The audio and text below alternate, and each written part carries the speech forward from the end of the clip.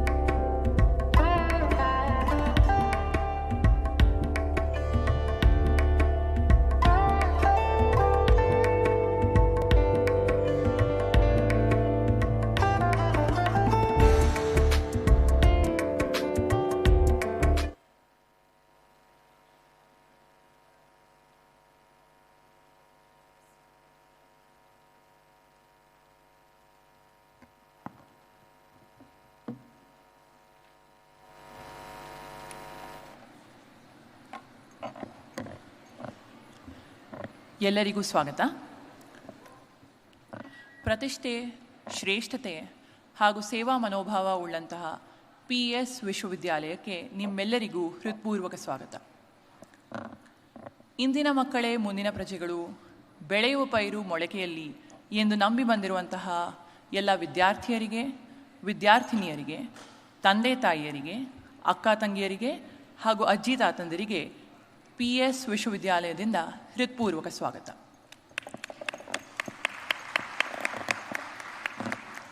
ನಮ್ಮ ಕಾರ್ಯಕ್ರಮ ಇನ್ನು ಕೆಲವೇ ಕ್ಷಣಗಳಲ್ಲಿ ನೆರವೇರಲಿದೆ. ಇಂದಿನ ಪದವಿಗಳು ಕೆಳಕಂಡಂತಿದೆ: BBA Electronic City campus, BCom Electronic City campus, BSc ಮನೋವಿಜ್ಞಾನ, BBA ಕ್ರೀಡಾ, BBA HEM journalism and mass communication. ಎಲ್ಲರಿಗೂ ಹೃತ್ಪೂರ್ವಕವಾದ ಸ್ವಾಗತವನ್ನು ಕೋರುತ್ತಾ ಇನ್ನು ಕೆಲವೇ ಕ್ಷಣಗಳಲ್ಲಿ ನಾವು ಕಾರ್ಯಕ್ರಮವನ್ನು ಆರಂಭಿಸಲಿದ್ದೇವೆ.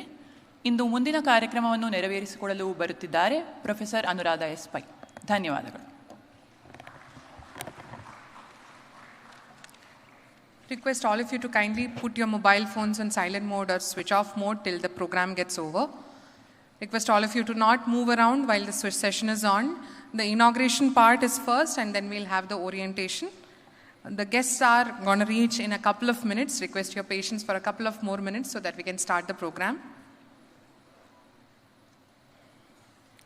Today we are inaugurating the first year classes of UG programs of BBA from EC campus, BCom from Ring Road as well as from Electronic City campus, BSc Psychology, BBA Sports, BBA HEM and Journalism and Mass Communication for the academic session 2026-27. I'm sure all of you are excited with your awards joining the university. We are as excited as you are. So give us a couple of more minutes so that we can start with the function.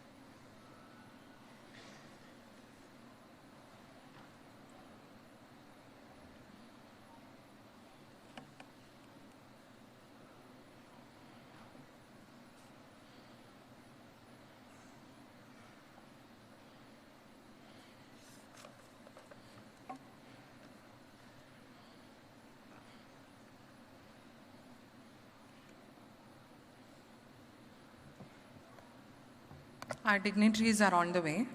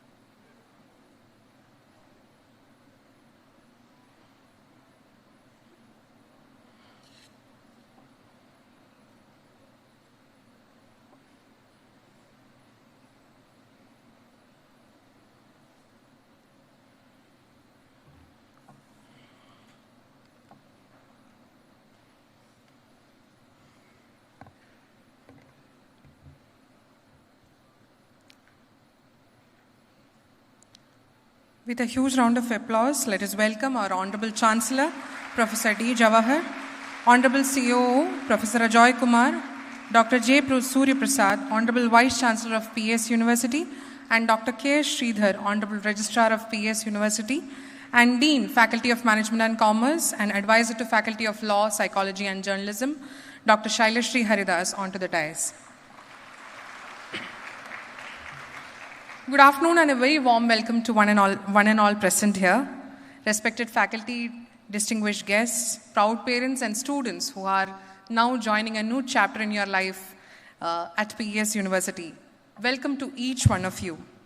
Today marks a special milestone in each of your lives as well as PES University's lives, where we are welcoming the first year UG programs of BBA from Electronic City campus, BCom from Ring Road as well as from Electronic City campus, BSc Psychology, BBA Sports, BBA HEM, and Journalism and Mass Communications to the portal of PES. PES University was founded in the year 1972 with a humble beginning in a rented gymnasium by our late founder, Professor Dr. M.R. Doreswamy, with just 40 students. From that modest beginning, PES has grown into one of the country's leading teaching and research institutions, spread across 2 states, home to over 23,000 students across multiple campuses, offering close to 30 programs across 11 diverse streams. Through the years, PES has always been consistently ranked among the top private universities in the country, and known for its strong industry-academia partnerships and placement records that open doors for our students across the world. Beyond the rankings and the number, what truly defines PES is its motto: perseverance, excellence, and service in all endeavors that we take up at PES. Let us start today's function by invoking Almighty's blessings. I request Ms. Chinmay from Department of Performing Arts to render the invocation song.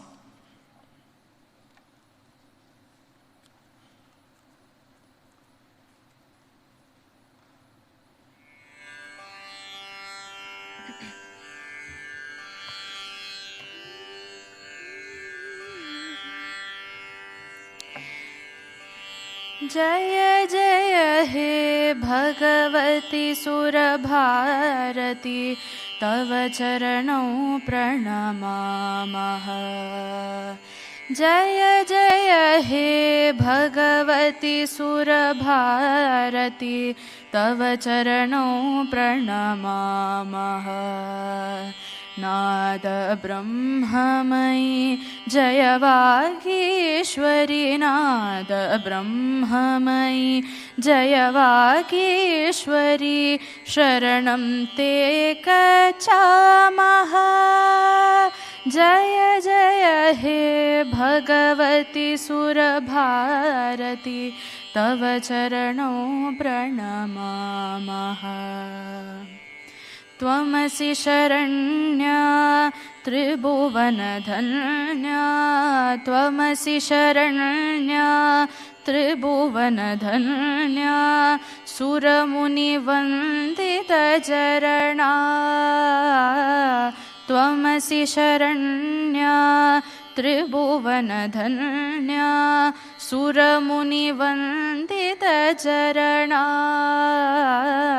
नवरसमधुरा कविता मुखरा नवरसमधुरा कविता मुखरा स्मितरुचिरुचिराभरणा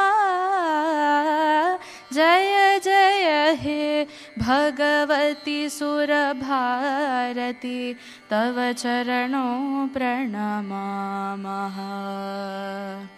आसीना भव मानसहंसे आसीना भव मानसहंसे तुण्डतुहिन शशिधवळे हरचडता कुरु भूतिविकासं हरचडता कुरु भूतिविकासं स्मितपङ्कजतनु विमले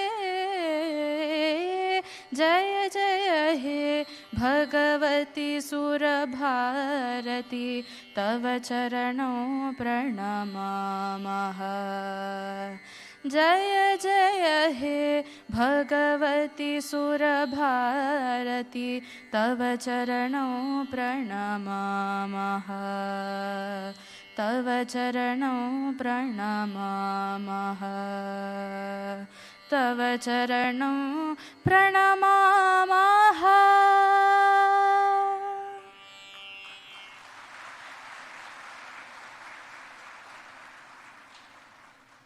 Thank you, Chinmayi, for that wonderful rendition.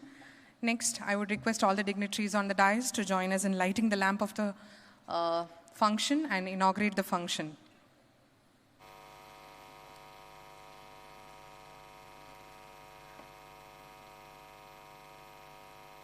शुभं कुरुत्वं कल्याणम् आरोग्यं धनसम्पदः शुभं कुरुत्वं कल्याणम् आरोग्यं धनसम्पदः शत्रुबुद्धिविनाशाय दीपज्योतिर्नमोऽस्तुते दीपज्योतिर्नमोऽस्तुते शुभं कुरुत्वं कल्याणम् आरोग्यं धनसम्पदः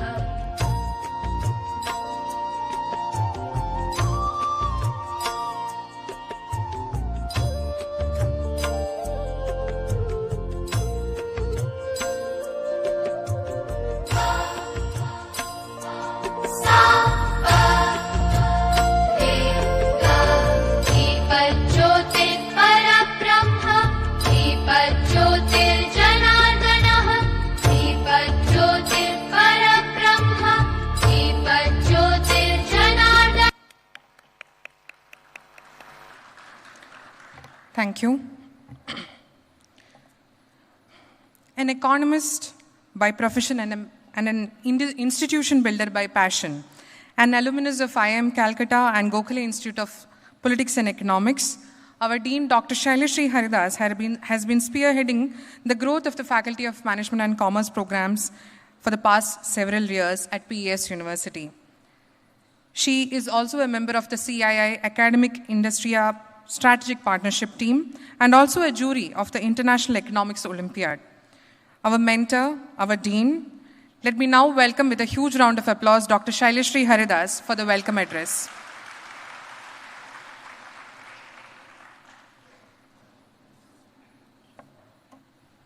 Good afternoon to one and all. Ellarigu namaskara. Respected Chancellor Sir, Professor Jawahar, respected Vice Chancellor, Dr. Suryaprasad, respected Chief Operating Officer, Professor Ajoy Kumar, and the Registrar, Professor Sridhar, the Deans and Directors of the sister institutions, my faculty colleagues, and the proud parents, those are sitting here, and my students. I usually call them as my children. It's my privilege to extend my warm welcome to each one of you today. For all the students, those are sitting here, you are in the right place, you are in the safe hands. I'm giving this assurance standing here, even to all the parents, those are sitting here. Congratulations to the students because you have made it to the wonderful university. This is a day will be remembered in your life as a day where your dreams are taking the flight. I'm sure, even if you sit after 25, 30 years and you look back your life, you'll remember this particular day as one of the best day of your life. Honorable Chancellor of the University, Professor D. Jawahar, has taken his time today from his busy schedule. I welcome him from my bottom of his heart, a person whose vision is something which has built the PS University like this. He joined PS group of institutions in 1991, and whatever you see here now is the testimonial of his vision and the hard work. The alumni, those are standing tall in their profession across the globe, are the testimonial for this. I extend my heartful welcome to the Vice Chancellor of the University, Dr. Suryaprasad. Sir, welcome you for this particular program today. A person who is the one who is making the vision into the reality, and a person who has set the academic standards of PS to the height which we all cannot even imagine probably 10 years before. It's always wonderful to work with him for all the programs which you all are taking part into that.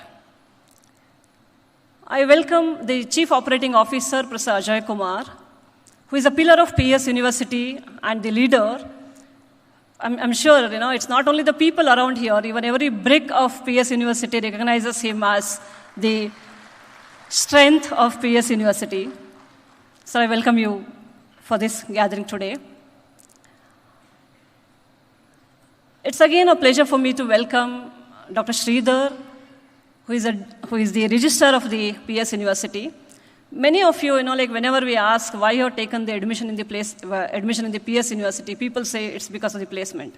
And he's a man behind it. You should give a big round of applause for him. Associated with PS University from last 30 plus years, and a major strength and the pillar of PS University.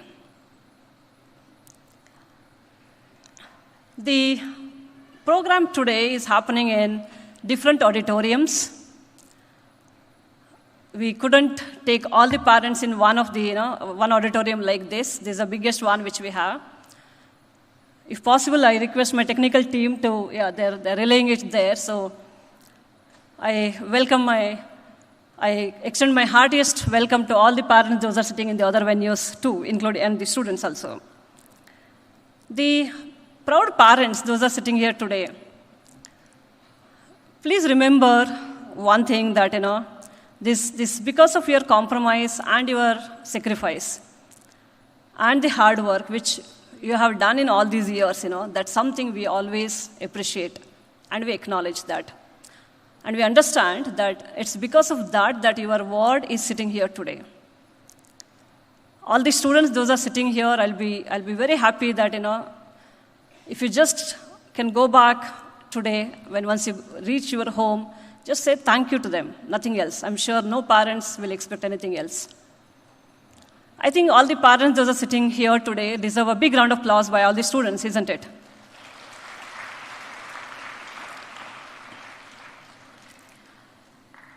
I welcome the Honorable Home Minister of the Andhra Pradesh. Madam is here.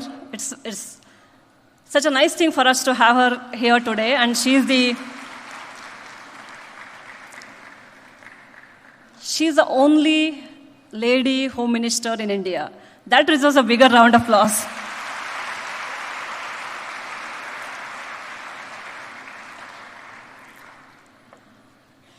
We always talk about the women empowerment, but when we see the people like her, ma'am, you are a role model for so many people, those are sitting here today.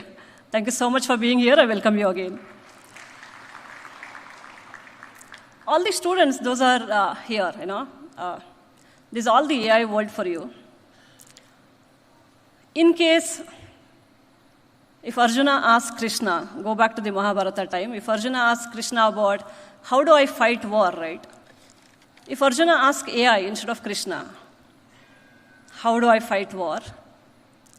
Then probably AI will tell us back, Arjuna back, saying that these are 5 different ways of fighting the war. Tell me how is your mental state, rated from 0 to 10, so that I'll tell you how to fight the war, isn't it? That's the AI stuff. Where it's not giving you any clarity at all. Of course, you have to use it. We all are here to use it. We use AI in every class. We teach how to use AI in every class. But however, what PS will give you is a clarity. PS will give you the confidence so that you all succeed in your life. It's not only in the operational excellence. You all should be capable of building the business models. You all should be capable of building the industry tomorrow. And the people, those are sitting here today, you may be the students today, and I'm sure you'll be the leaders tomorrow. This is the expectation which we all have, and the entire activities which we have, the academic activities and the experiential learning activities which we have, will take you to the next height. Whatever the goal which you have in your life, I'm sure you all will reach that particular place. I welcome each one of you again. Thank you so much. Jai Hind, Jai Bharat.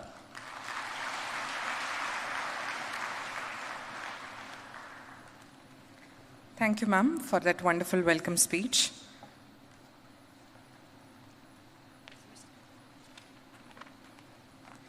We would also love to welcome Dr. Shailashree Haridas to the inauguration of all the first-year UG programs here at PS University. Welcome to you, ma'am.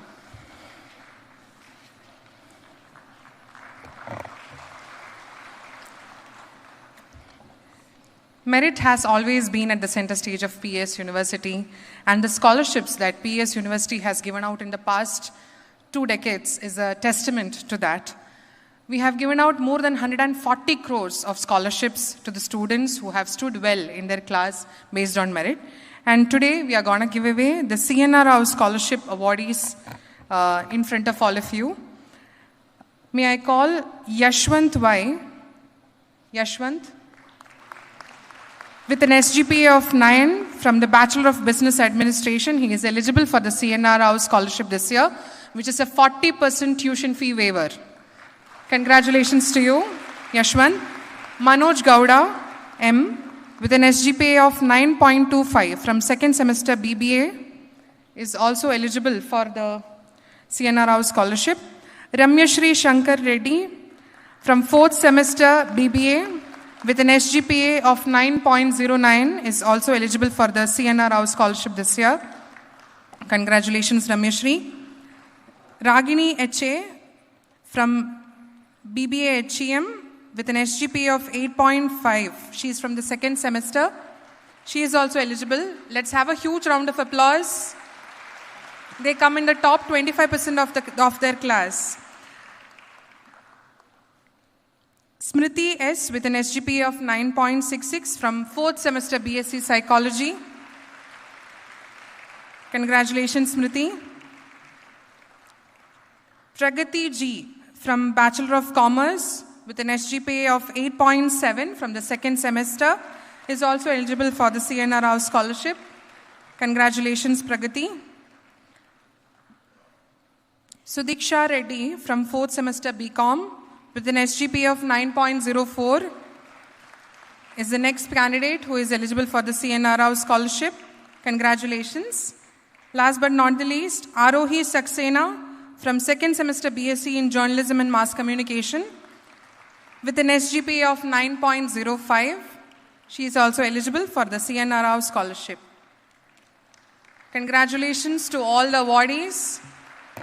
Dear students and parents, next time when the next fresh batch comes in, I'm sure Many of you will be on stage to receive this award and to make your parents proud.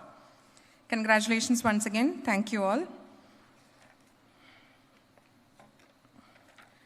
Dr. J. Suryaprasad, Honorable Vice Chancellor of PES University, completed his B.Tech from Bengaluru University and M.Tech from Mysore University. He is one of the most meticulous planner and academic architects of PES, and an engineer by profession and an educator by passion. He is one of the strongest pillars who helps us build all our academic endeavors and systems in place based on the PES values. With a huge round of applause, let us welcome Dr. J. Suryaprasad, Honorable Vice Chancellor of PES University, to address the gathering.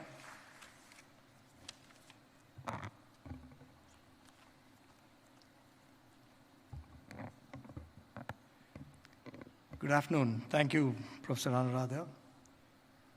Dignitaries on the dais, Honorable Chancellor of PES University, Professor D. Jawahar, Chief Operating Officer of PES Institutions, Professor Ajoy Kumar, my colleague, Registrar of PES University, Professor K. Sridhar, Dean of Faculty of Management and Commerce and advisor to a lot of non-engineering programs, Professor Dr. Shailashree Haridas,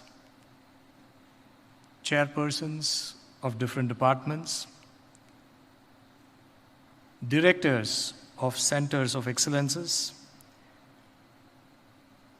Chief Technology Officer, Professor Harsha, faculty members, special invitees, parents, and my dear new entrants to the portals of PES University. At the outset, a very warm welcome to one and all. There's a small merit scholarship awards that was given. The reason I called it small is just a sample to kind of enthuse the new entrants in terms of the recognitions that are available in PES. Predominantly or just only merit is what matters. I'm not sure how many of you observed. Among the 8 or so people, there's only 1 boy and 7 girls. It's a clear testament to indicate girls rule in PES University. Not just that particular way, but I think in a lot many ways. Even during our previous week when we had our convocation, out of 31 first rank holders, 70% of them were girls. Out of 133 ranks that we gave out, 65% of them were girls. It's a testament to indicate that it's a very fair campus. Opportunities are there for everyone who wants to ensure or puts in that effort to ensure that they can showcase their capabilities. The challenges of Gen Z are so different when compared to our time, and we understand that very well. And those challenges are so very many, multidimensional. When we were growing, if we are hungry, we used to go down to the house. In the house there is a room called kitchen. We used to go there, grab whatever is prepared and eat. And in case something not available there, maybe get to the storeroom and, look at anything that you want to snack or the fridge and you're done. But for the current generation, if they have to eat anything, it starts off. Should it be Swiggy, Zomato, or which other platform is going to give them maybe a better offer? And the challenges go on and on. Should it be Chinese? Should it be Mexican? It's so tough to be a current generation Gen Z, trust me. And I'm sure making those decisions are that much more challenging. Forget that. You want to get some entertainment.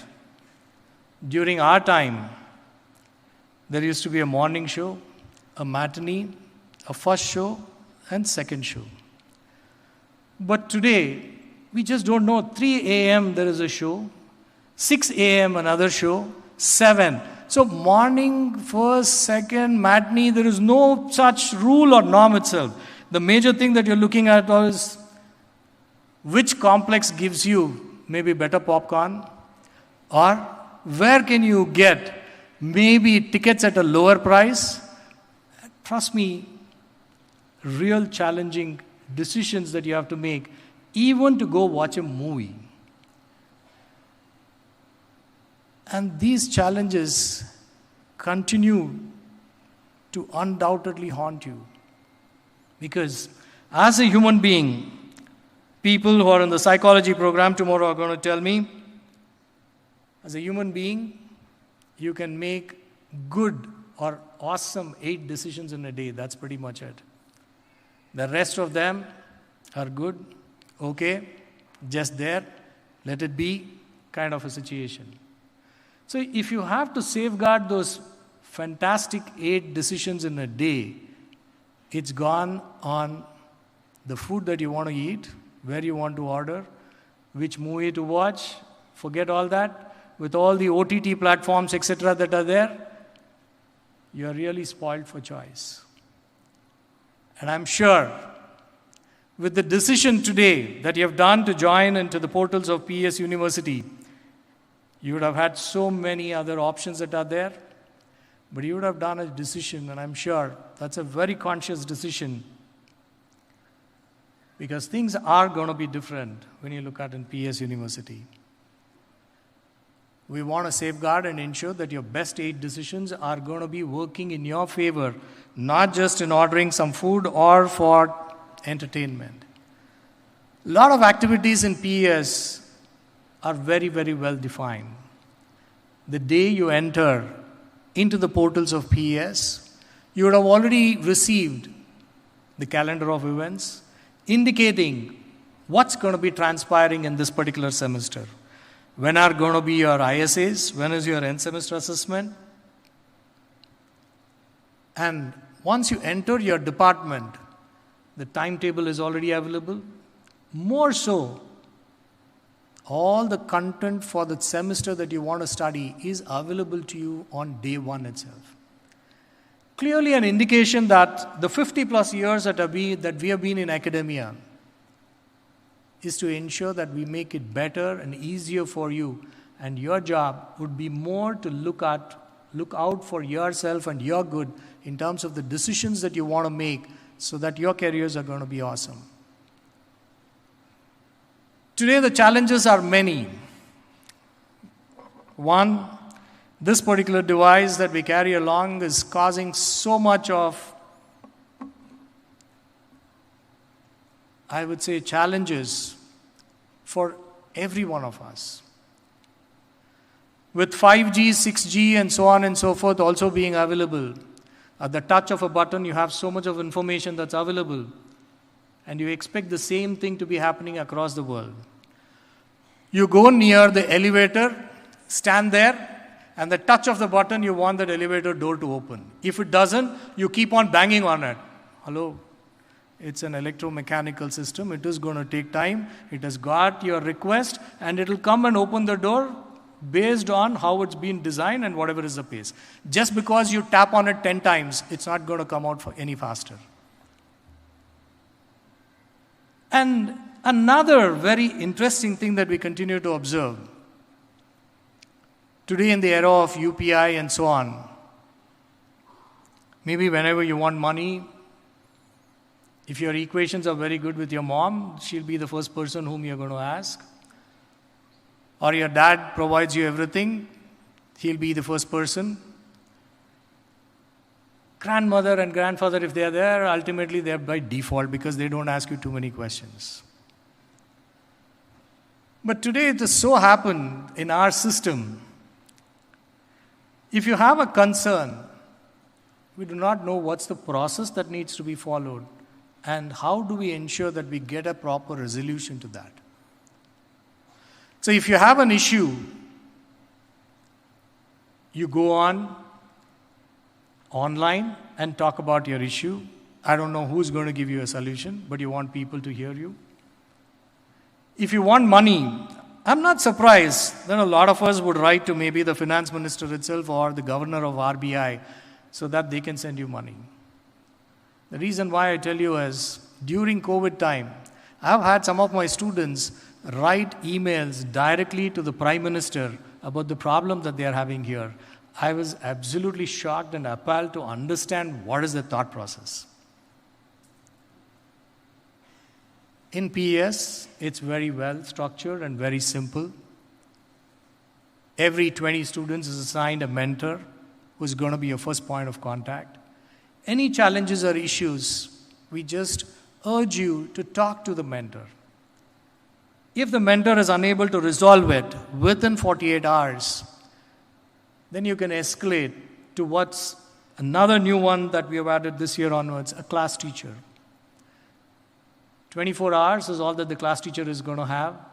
If the class teacher is unable to resolve it within 24 hours, you can approach the chairperson, then the dean, then of course our offices that are there.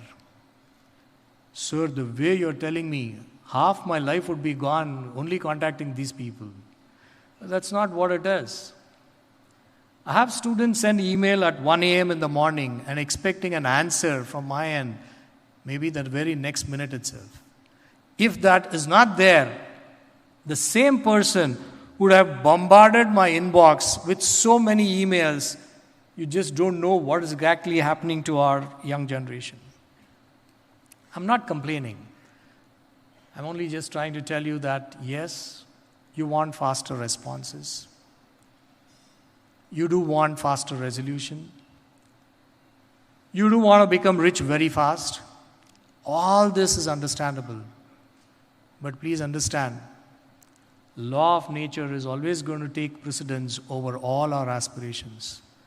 On the other end, there are people who are going to be there who need to respond. They are going to respond ensuring that they check all aspects of your questions and ensuring that you get the resolution which is going to be the best, though many a times you might not like it. So in PES, all that we are expecting, all the stakeholders.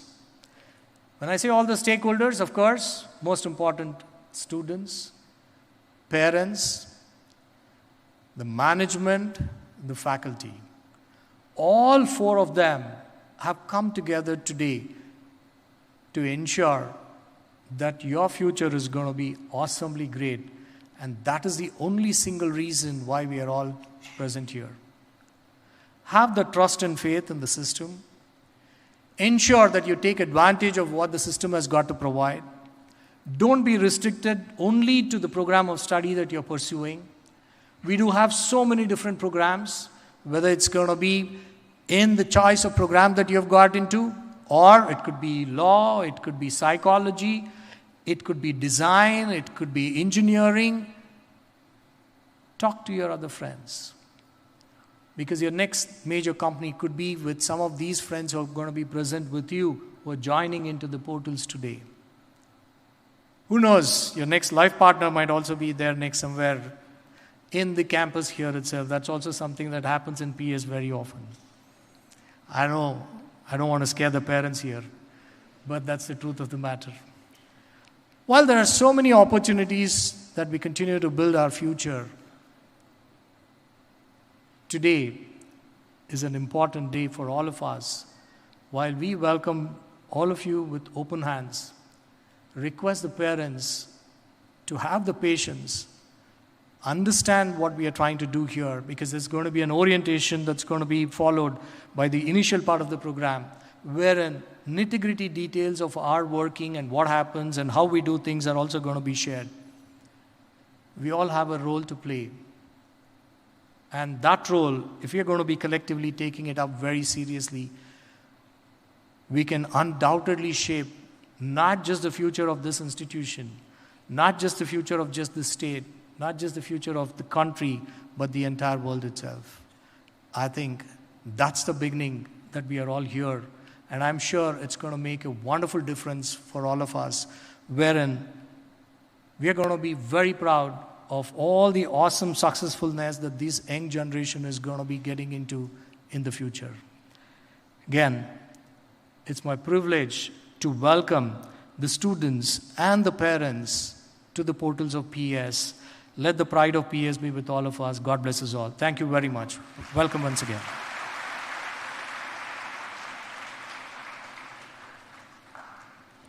Thank you, sir, for that wonderful address. Next, we request Honorable Chancellor and all the dignitaries to join us in giving the MRD scholarships. For your attention, MRD scholarships are given to the top 5% of the class of each program, and 140 crores of scholarships have been given till date, and MRD scholarship is given to the student who will get a 50% tuition fee waiver in a year if they stand in the top 5% of the class. With a huge round of applause, let us welcome KM Risha of second semester BBA with a CGPA of 9.26. She is receiving the MRD scholarship. Congratulations, Risha. Anika Sandeep from second semester BBA with a CGPA of 9.13. Anika, congratulations. Let's hear a huge round of applause for all these students.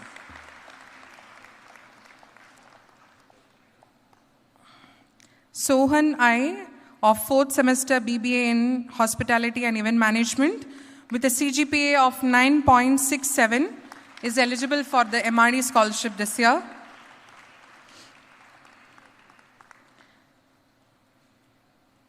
Vigyani Raj Singh of second semester BBA Sports Management with a CGPA of 9.29 is securing the MRD scholarship this year. Congratulations, Vigyani. Spandana S. Adiga with a perfect 10 CGPA from BSc Psychology second semester is eligible for the MRD scholarship this year. Congratulations, that is one-in-a-kind achievement. Congratulations, Spandana. Ramya P. from fourth semester BCom with a CGPA of 9.21 is also eligible for the MRD scholarship this year. Congratulations, Ramya. We also have Risha Agarwal from second semester BSc in Journalism and Mass Communication with a CGPA of 9.13 who is eligible for the MRD scholarship this year. Congratulations to Risha. Congratulations to all the awardees. Next time we expect that many of you will be here to collect these awards and make your parents proud. There are three types of scholarships that we offer at PES University. First is the MRD scholarship, which is top 5% of the class who get a 50% tuition fee waiver. Then we have the C.N. Rao Award, which is 40% tuition fee waiver for the next 20%. And we also have the distinction awards. And as I said, we have given out more than 140 crores of scholarship to the meritorious students of PES University over the decade. A huge round of applause for that.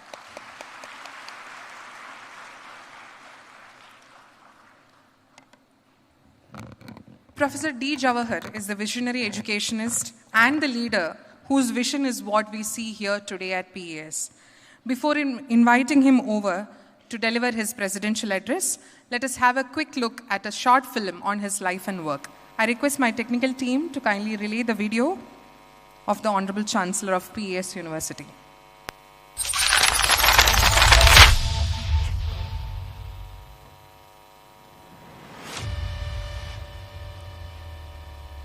In the heart of Bangalore, at the helm of one of India's most visionary universities, stands a leader who has shaped the future of thousands.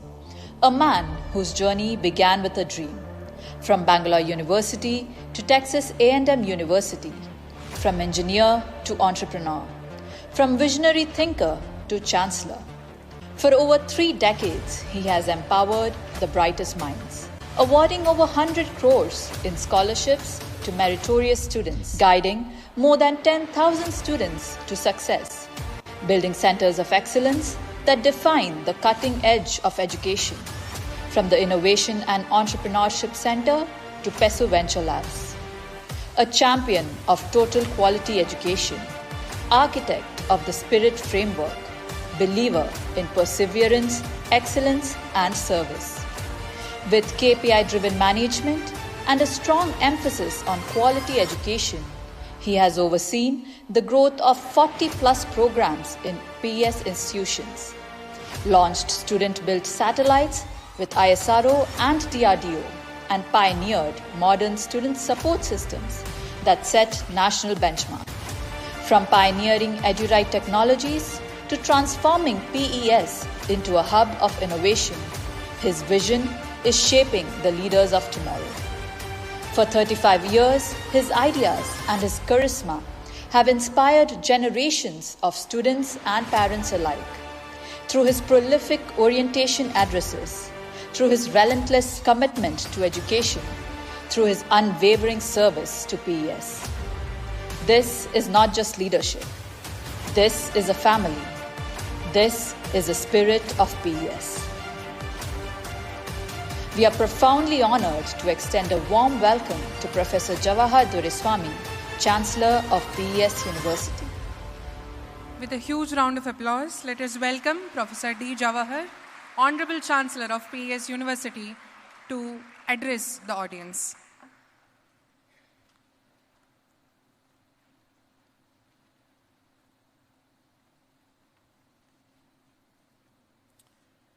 Good afternoon and welcome to PES. At the outset, I'm extremely happy to address you all today. This is the first time we have broken up the orientation programs into two halves because the number of students getting into the program is higher than ever before.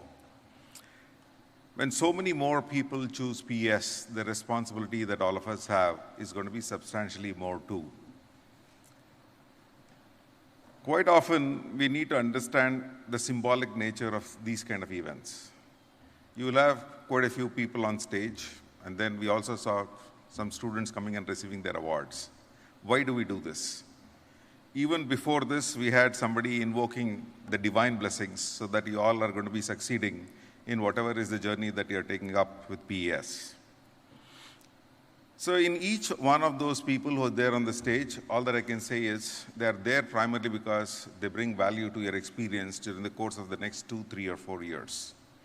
On the left, you have Professor Sridhar, one of the earliest faculty members in PES, the Registrar of PES, who probably joined us in 1990, who was my faculty colleague in the Department of Mechanical Engineering, who takes care of the placement responsibility in the university.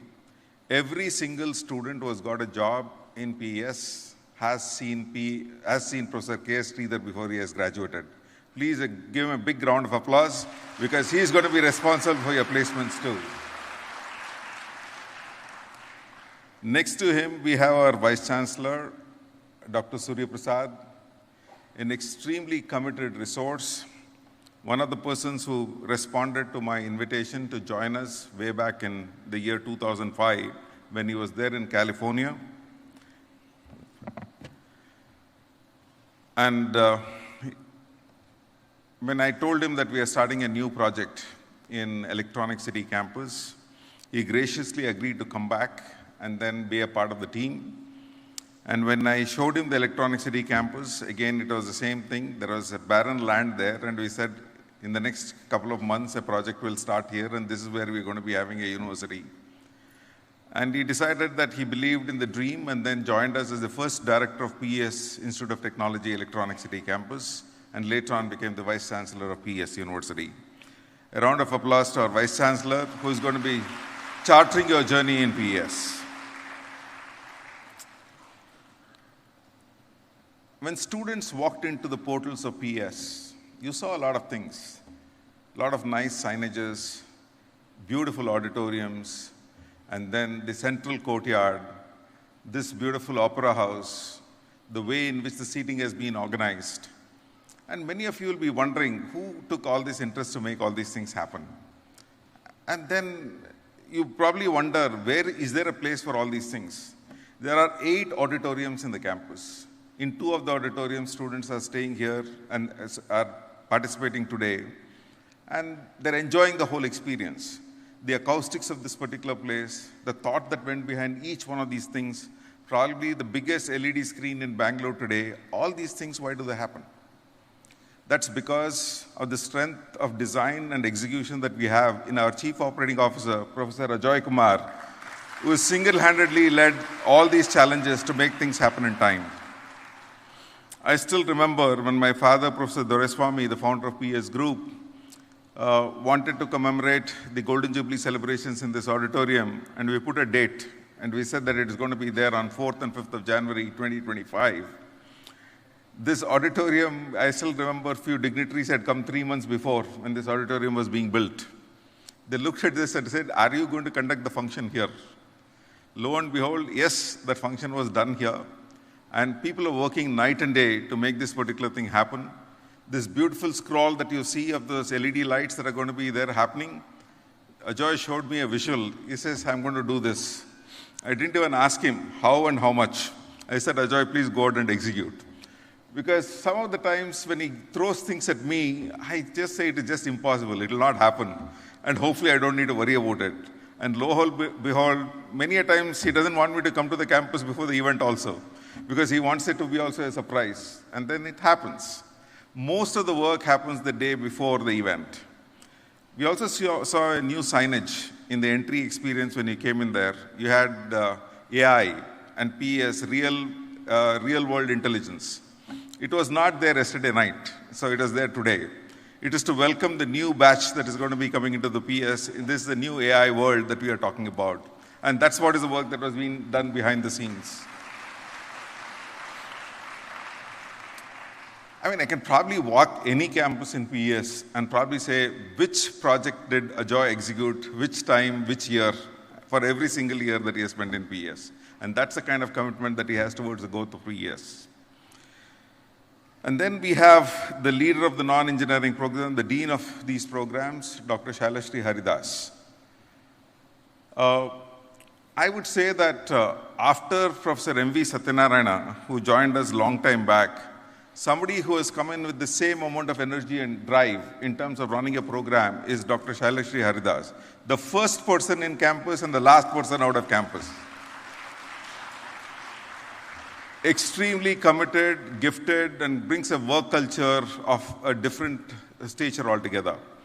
So I think we are all blessed that we have leadership with this level of competence who do the job. I'm mainly the marketing guy, okay? So that's the reason why I come in front and then say, this is what we do, this is a vision. But when it comes to execution, this is what is very important. These are the ones who feel the pulse of the experience that students have and interact and make sure that it's going to be tweaked to get the best outcome possible. Going forward, sometimes there's quite a lot of things that we do in PS. We are the first ones to do it. It was always the case. I still remember in 1991, an inauguration was more like a politician will come, light a lamp, and then in the sense that some awards are going to be given, and then everybody goes away. That's what was there. Then when we all came back from the US, all of us have had long stints in the US for some time or the other.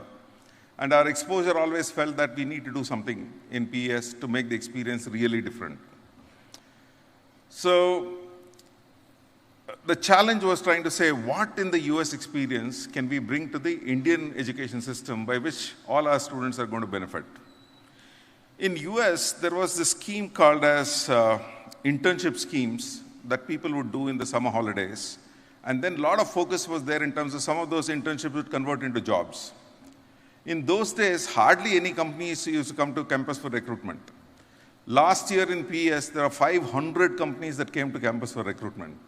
So how did we go from 0 campus recruitment to 500 campus recruitments? In 1991, we started doing this particular activity of doing an orientation program for the students, telling them that once you come to the institution, this is what I could do. I started this orientation programs for students, talking about how every single day is there, how the course information report is going to be given to you, how results are going to be given to you, and all this information is to be given. Parents were very excited because that was something new. Nobody had seen institutions give this kind of information out in the very first day of class. And that evolved. Over a period of time, it evolved. We used to do it in the drawing hall first, then it in the old auditorium after that. We did it in the old library once time. And then in the sense that as the number increased, then in the sense that we needed bigger and bigger auditoriums. And lo and behold, now we have this largest auditorium on campus, 1,700, and this is also not enough. So all that I'm trying to say is, yes, people have believed in what we do, and larger number of people have started associating with the PS experience, and that's how we are here. The biggest challenge that we have with every batch coming here is, what should be the goal that we're going to be setting for students who are there in this program? We can talk about a lot of things. I'm sure that Ajoy is going to give you a lot of information regarding what the entire PS structure is, how can you benefit from that. But ultimately, it will come down to small things. A student is interested in saying, sir, I'm here in PS for the next 2, 3, or 4 years. What can happen to me? How should I make sure that this time that I'm going to be spent is going to be most productive? That's all he is interested in. I can give all the gyan in the world, and he finally says, sir, at the end of it, what can happen to me? So we also have started making sure that we articulate a term called as graduating outcomes for all our stakeholders. Our students need to know what is graduating outcomes.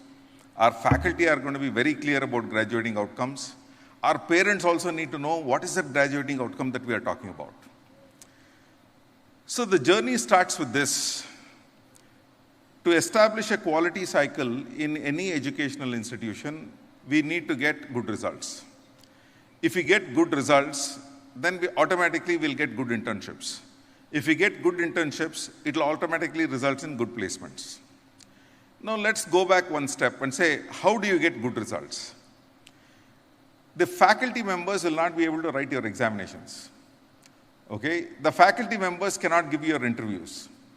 We need to make sure that whatever you are going to be doing should be done by having a structured program that's going to be designed to you so that deliverables are going to be there in a preferred timeline.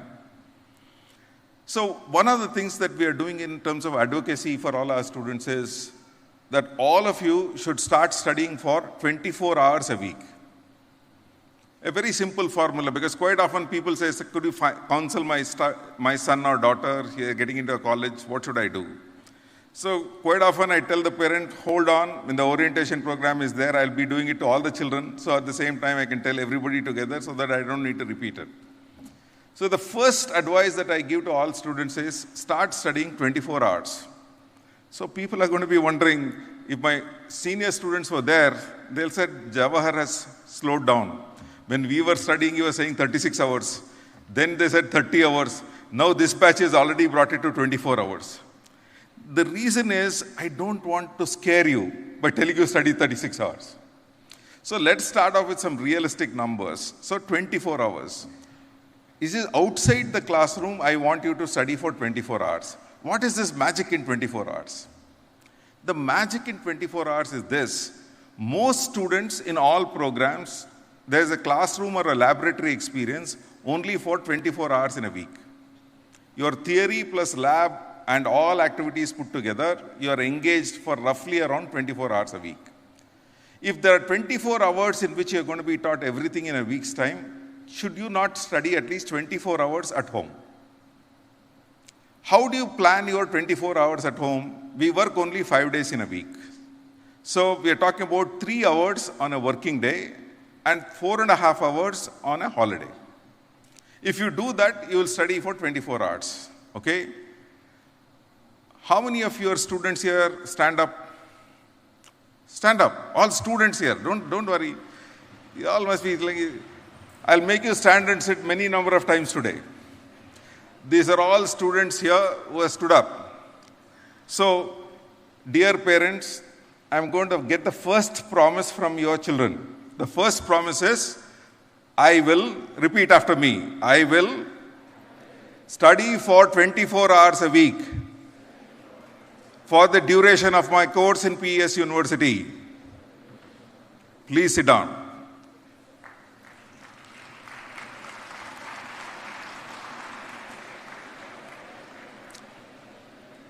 Dear parents, did you all listen to that? Your children have promised before me and you that they are all going to be studying for 24 hours a week. No, the mantra to success is simple. First, start studying 24 hours a week. After you start studying 24 hours a week, both our parents should ask the children every week, at least once a week, you talk to them. Yenappa, last week 24 hours odya ilva. Do you understand what I'm saying? Our astralla ಹೇಳಿದ್ರಲ್ಲ ಬಾಯ್ ಪಡ್ಕೊಂಡ್ರಲ್ಲ ಅವತ್ತು 24 hours ಓದೋದಕ್ಕೆ ಹೇಳಿದ್ರಲ್ಲ ನೀನು ಓದ್ತಿದ್ಯಾ ಇಲ್ವಾ ಅಂತ ಒಂದು question ಕೇಳಬೇಕು. ಅರ್ಥ ಆಯ್ತಲ್ಲ? That is the first thing that you need to ask. The same thing our faculty members also should ask. When you mentor your students also, the first question in the mentoring session should be, have you studied 24 hours a week or not? Because that's how you create pressure. From all over, the first question that you ask is, ನೀನು 24 hours ಓದಿಲ್ಲ ಅಂದರೆ ನಿನ್ನ packet ಮನಿನೂ ಕೊಡಲ್ಲ, ಏನೂ ಕೊಡಲ್ಲ ಅಂತ. So as soon as you start saying 24 hours, 24 hours, 24 hours, the same conversation should be happening. Then they'll say, PS story ಅಂದರೆ 24 hours ಓದು ಅಂತ. ಒಂದು ದಿನದಲ್ಲ, ಒಂದು ವಾರದಲ್ಲಿ. Oh, got it? Now, sometimes students will be thinking and parents will be thinking, ಏನಪ್ಪ ನಮ್ಮ ಮಕ್ಕಳೆಲ್ಲ PS ಹೋಗ್ತಿದ್ದಾರೆ, ತುಂಬ ಓದ್ತಾರಲ್ಲಿ, ತುಂಬ ಕೆಲಸ ಕೊಡ್ತಾರಲ್ಲಿ, ತುಂಬ ಸ್ಟ್ರಿಕ್ಟ್ ಅಂತೆ ಅಂತ.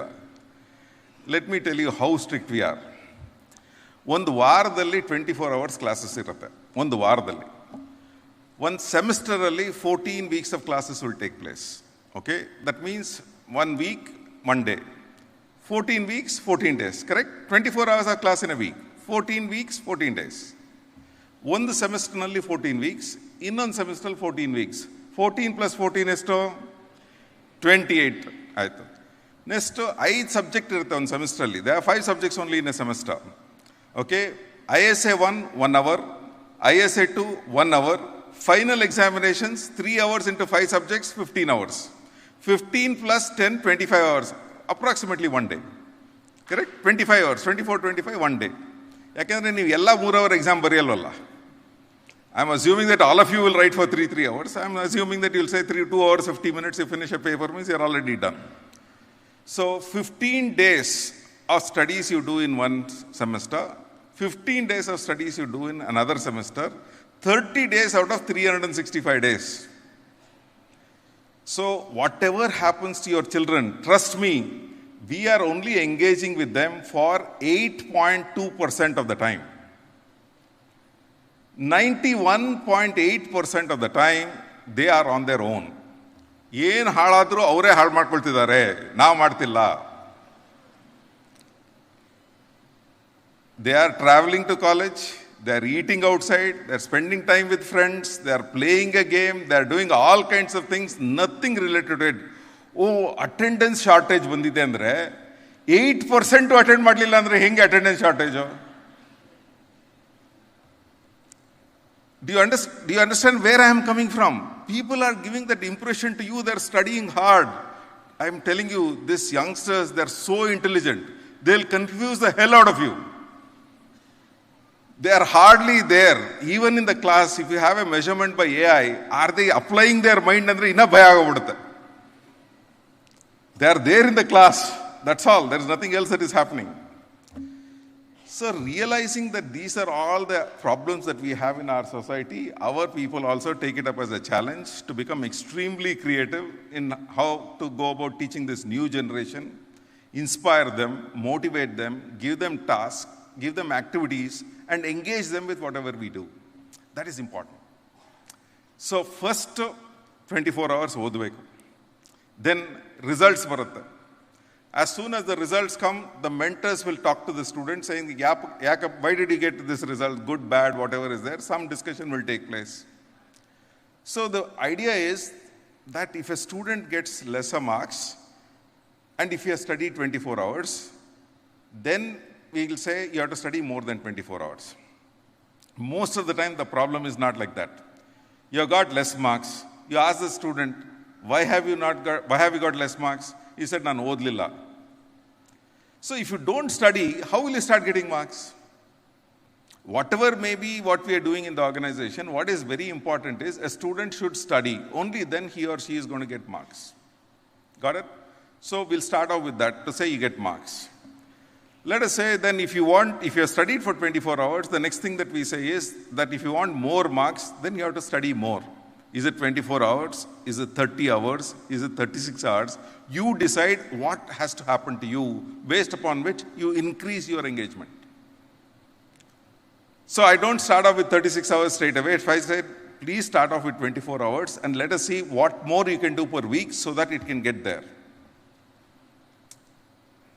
One thingladmele, after a month from now, I'm going to be addressing you all in your respective departments. Every semester I will talk to you. When I talk to you, I will ask this question. All these students who have listened to this 24-hour lecture, so they'll say, I will ask this question, how many of you studied for 24 hours? Nobody will put their hand up.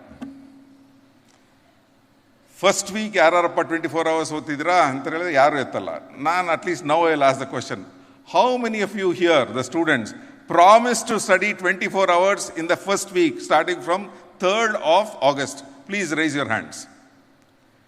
Nodi parents, ಈಗಲೇ ಎತ್ತಾ ಇಲ್ಲ ಕೈ. Even to say I am going to be studying 1 week ಎತ್ತಿಲ್ಲ ಅಂತ ಹೇಳಿದ್ರೆ, this is your attitude of your students. ಇನ್ನ ಶುರುನೇ ಆಗಿಲ್ಲ, ಆಗ್ಲೂ commit ಆಗೋಕೆ ready ಇಲ್ಲ.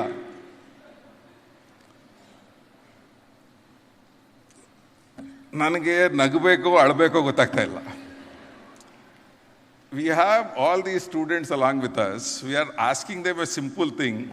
Can you not commit now to say, I will study for 24 hours in the first week? Nan class whenever I took classes, I went to the classroom and I used to ask the students, how many of you studied 24 hours? Nobody. 1 or 2 people would lift their hand up. All of them would give them a stare. They'll put the hand down. Sari, adhadmele, then why? Then I'll ask a student, as usual, ನನಗೆ active students ಜೊತೆ ಮಾತಾಡ್ಬೇಕಂದ್ರೆ ಇಲ್ಲದ್ರೆ ಮಾತಾಡೋದಿಲ್ಲ ನನ್ನ ಜೊತೆ ಅವರು, ಅದಕ್ಕೋಸ್ಕರ ಕರೆಸೋದು. ಯಾಕಪ್ಪ ಮಾಡಲಿಲ್ಲ? Why did you not study? No sir, new college, new library, new toilet, new common area. I am trying to get use to all these things and then next week ಇಂದ ಓದ್ತೀನಿ sir. All right. So next week again I will go to the class, same question. Again, same answer. Few students, 5%. 6th week ಹೋಗ್ತೀನಿ, same question ಕೇಳ್ತೀನಿ. How many of you study 24 hours last week? ಎಲ್ಲ ಕೈ ಮೇಲೆ ಹೋಗ್ಬಿಡುತ್ತೆ. ಯಾಕೆ ಅಂತ ಹೇಳಿದ್ರೆ 7th ವೀಕಲ್ಲಿ ಫಸ್ಟ್ ಟೆಸ್ಟ್ ಬರ್ತಿದೆ ಅಂತ. Not for any other reason. They only study when there are test and examinations. We have realise that. ಅದಕ್ಕೆ ನಾವೇನು ಮಾಡಿದ್ದೀವಿ ಅಂತ ಹೇಳಿದ್ರೆ, ISA 1, whenever we conduct, only 1 ISA per day. At least exam ಆದಮೇಲೆ ತಿರ್ಗಾ next subject ಓದ್ತಾರೆ ಅಂತ ಹೇಳ್ಬಿಟ್ಟು. ಫೈನಲ್ ಎಕ್ಸಾಮಿನೇಷನ್ ಇದ್ದಾಗ we have given break, only 2 exams per week. So between exams at least they will study ಅಂತ. That is how we manage our calendar, because this is our generation that we have to deal with. How do you get them to study in a way in which the entire programme has been design? So ಇದನ್ನೆಲ್ಲ ಯೋಚನೆ ಮಾಡಿ ಯಾರು ಇದನ್ನೆಲ್ಲ design ಮಾಡ್ತಾರಂದ್ರೆ, ಇಲ್ಲಿದ್ದಾರಲ್ಲ ಚೇರಲ್ಲಿ ಎಲ್ಲ ಇವರೆಲ್ಲ ಸೇರಿ ಕೂತ್ಕೊಂಡು ಕ್ಯಾಲೆಂಡರ್ ಆಕ್ಟಿವಿಟೀಸ್ ಹೆಂಗಿರಬೇಕು, ಹೆಂಗೆ ಪ್ಲಾನ್ ಮಾಡಬೇಕು, how do we engage with all the students better, all these things are thought of. So getting into why more and more students are getting into PS, why and more parents are happy about putting their children out here, because they understand that there is a process that looks at what is the attitude of the students, what needs to be done, how do we need to encourage them. All these things are going to be very, very important. So, once we get them to enjoy studies and the joy of learning is going to become a part of their life, then learning becomes truly enjoyable. Next, what we say is, once they study well and get good results, students in this generation require recognition. Sometimes even a pat on the back is also going to be a good thing. ಚೆನ್ನಾಗಿ ಓದ್ತಿದ್ಯಾ ಅಂತ ಹೇಳಿದ್ರು ಖುಷಿ ಆಗುತ್ತೆ ಅವರಿಗೆ. So pat on the back ಅಂತ ಹೇಳಿದ್ರೆ, ಕೆಲವು time ನಮ್ಮಲ್ಲಿ ಸ್ಕೂಲ್ಸಲ್ಲೆಲ್ಲ ಒಂದು ಪಾಲಿಸಿ ಇದೆ. What is the policy in the schools? First rank you will get 1 rank certificate, second rank sometimes. So ನಮ್ಮಲ್ಲಿ ಆ ಥರ ಮಾಡಿಲ್ಲ. Top 5% of the class will get 50% of their fees back as scholarship. Next 20% of the class will get 40% of the fees back as scholarship. The highest merit scholarships given in India is in PS University.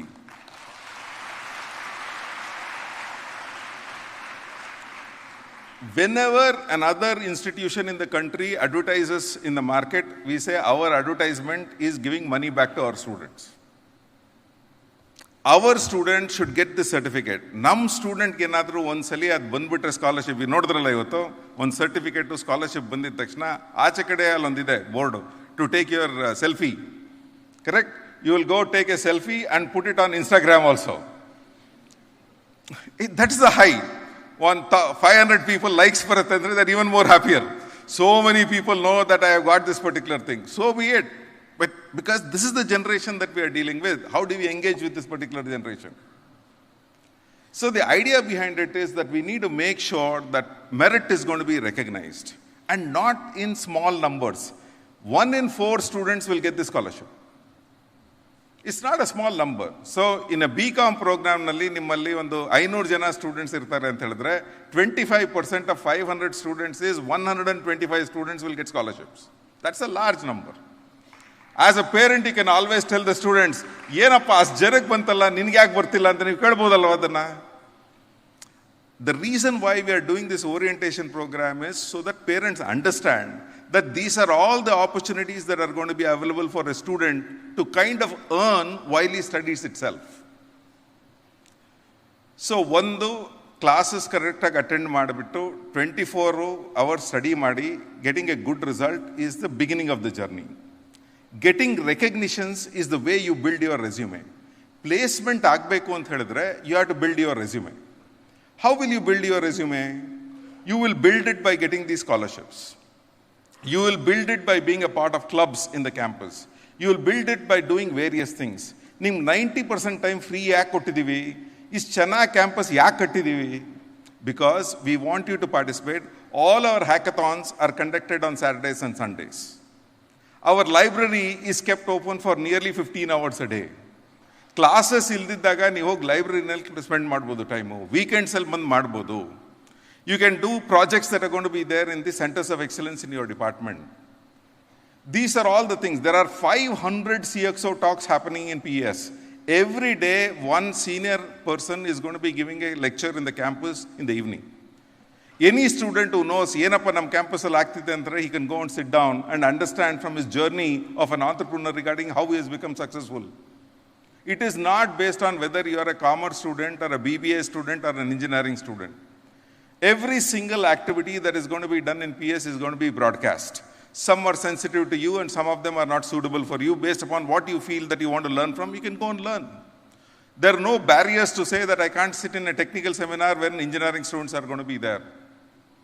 You can go to the entrepreneurship center and say that I have an entrepreneurial idea, I want to test this thought out in that particular place.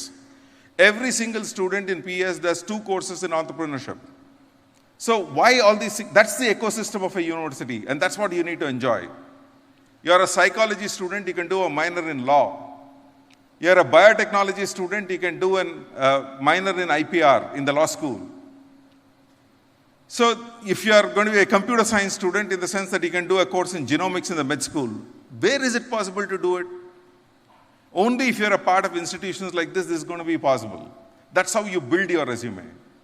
You study hard, get good results, build your resume, prepare yourself to get into these companies. The flagship of the programs that we run in the PES campus is the engineering program that we run. And that engineering program is the one that has given leverage. Engineering nalli, we have psychology, we have law, we have BCom, we have all these programs. We want to see what is the quality of students who are coming in all these programs. These companies are asking. One of our largest recruiters in the business school is going to be from KPMG. How did they come here first? They looked at our engineering grads and said that they're doing so well. Deloitte is a large recruiter on campus. When they say how well our students are doing, they said we want students in our other programs also because they're just going to be as good. So you go through the graduating outcomes, we again go back to the same thing. Go back to, are you studying? How are your results? Are you being mentored? What's your resume? Once your resume is there, then we start placing you in these companies. They'll intern you and then give you jobs. That's placements. The next thing is one way of a graduating outcome is placements. Another graduating outcome is higher studies. Somebody will decide saying that, sir, I want to continue higher studies because I like what I'm doing in PES. I want to go for higher studies. What are the opportunities that are going to be there for me? There are 2 things are benefits of continuing higher education in PES. you get the benefit of what is called as a loyalty program. So if you go from an undergraduate program to a postgraduate program in PS, you get a 20% concession in fees. Plus, you will also get scholarship like what we have here again. So there's such a big incentive for somebody to say that, yes, I have to be there here, I have to do well, and then if I continue my studies, I get the benefit of that particular thing also. Not only in PES, you should be able to say, I want to go to IIMs and do my MBA, or I want to go abroad and do proficiency in these particular courses. All these doors should be open for you. So the last component that is going to be there is you want to be an entrepreneur or you want to be a part of family business. If you want to be an entrepreneur or family business, first thing that I will look at is, are you in the top 25% of the class? An entrepreneur should be extremely careful about money. How do we bring in this concept of the value of money in our education system? So we tell all our students, you should do a small thing. What is the small thing? After the age of 18, any money that your parents are going to invest on you should be treated as loan. Nimma loan account ivatinda shuru. Yenappa loan account first entry andre fees in PES is your loan entry. Artha aitalla? Fees in PES is your loan entry. Every month pocket money ni makkalige ಏನು ಕೊಡ್ತೀರಾ ಅದು next entry. End of the month total balance ಏನಿರುತ್ತೋ 0.5% interest ಹಾಕಬೇಕು ಅದರ ಮೇಲೆ. ಬ್ಯಾಂಕಲ್ಲಿ ಬಡ್ಡಿ 6% 12 monthsಗೆ ಅಂತ ಹೇಳಿದ್ರೆ ಒಂದು ತಿಂಗಳಿಗೆ ಎಷ್ಟಾಯ್ತು? ₹0.5 ಬಡ್ಡಿ ಅಂದ್ರೆ ಗೊತ್ತಲ್ಲ ನಿಮ್ಗೆ ಏನು ಅಂತ. 0.5% interest per month you have to calculate and you have to tell your parents I owe you ಅಂತ ಹೇಳಬೇಕು ಅವರು. I owe you ಅಂತ ಹೇಳಬೇಕು. That's what we are trying to say. Every month you need to do that. The reason why I am saying is ನಿಮ್ಮ scholarship ಬಂದಾಗ ಅವ್ರ ಹಣ ನಿಮ್ಗೆ ವಾಪಸ್ ಕೊಡಬೇಕು. ನನ್ನ ಲೋನ್ ಕಮ್ಮಿ ಆಗಿದೆ ಅಂತ ಹೇಳಬೇಕು ಅವರು. 25% of your cost can be reduced or 50% of your cost can be reduced by getting back these scholarship amounts, right? So why can't they earn that while they're there in college? There's a way to earn that money. If I were to hire a student to join my own company, if he has not earned from PES, I will not hire him. I will ask that question. Your institution has such a beautiful merit scholarship that is available.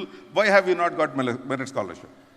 25% of the students have got that particular thing. ನೀನು ಏನು ಮಾಡ್ತಿದ್ದೆ? ಕತ್ತೆ ಕಾಯ್ತಿದ್ದೆ ಅಂತ ಕೇಳ್ತೀನಿ ನಾನು. ಅಂದರೆ ಈ ನಡುವೆ ಆ ವರ್ಡ್ಸ್ ಎಲ್ಲ ಯೂಸ್ ಮಾಡಲ್ಲ. But all that I am trying to say is we are going to get down to the point of saying that this is really what is the questions that we need to ask. When we ask this particular questions, then you'll start realizing how the 1 in 4 people bantalla ನಾನು ಏನು ಮಾಡ್ತಿದ್ದೆ ಅಂತ ಹೇಳ್ಬಿಟ್ಟು. Why do I do an orientation program? Why do I participate in these activities? Because the articulation has got to be proper. No confusion. So once you start understanding the value of money and there are opportunities that are there, have you interned in a particular department? Have you done summer internship? How much money have you earned? There's nothing wrong. No dignity of labor issues. Once you start doing these kind of things, then you'll start realizing that's your personality.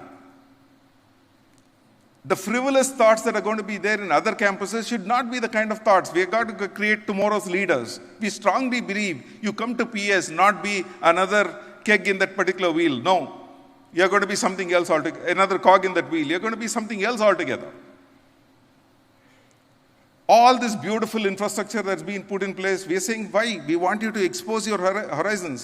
And then, last thing, if you have to be successful, I always talk about habits. Very, very important. ಈ ಮಕ್ಕಳಿಗೆ in the sense that without earning itself, they have all kinds of habits. Okay? So now I come to the last part of my presentation. All students stand up again. Come on, stand up again.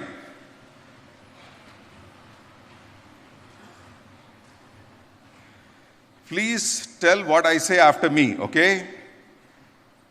I will not smoke, not drink alcohol, or consume drugs during my period of study in PES. This is my promise to you and my parents. Thank you. Sit down.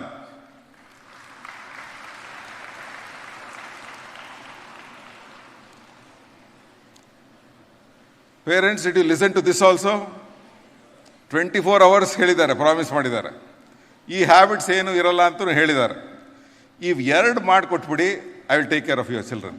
Thank you very much.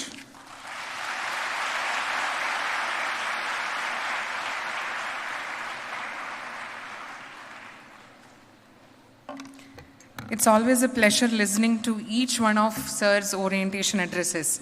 And this time was no different. Thank you so much, sir, for those inspiring words.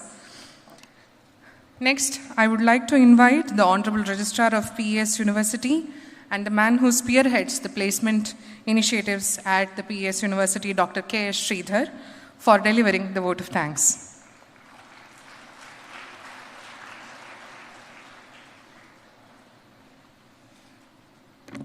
Good evening.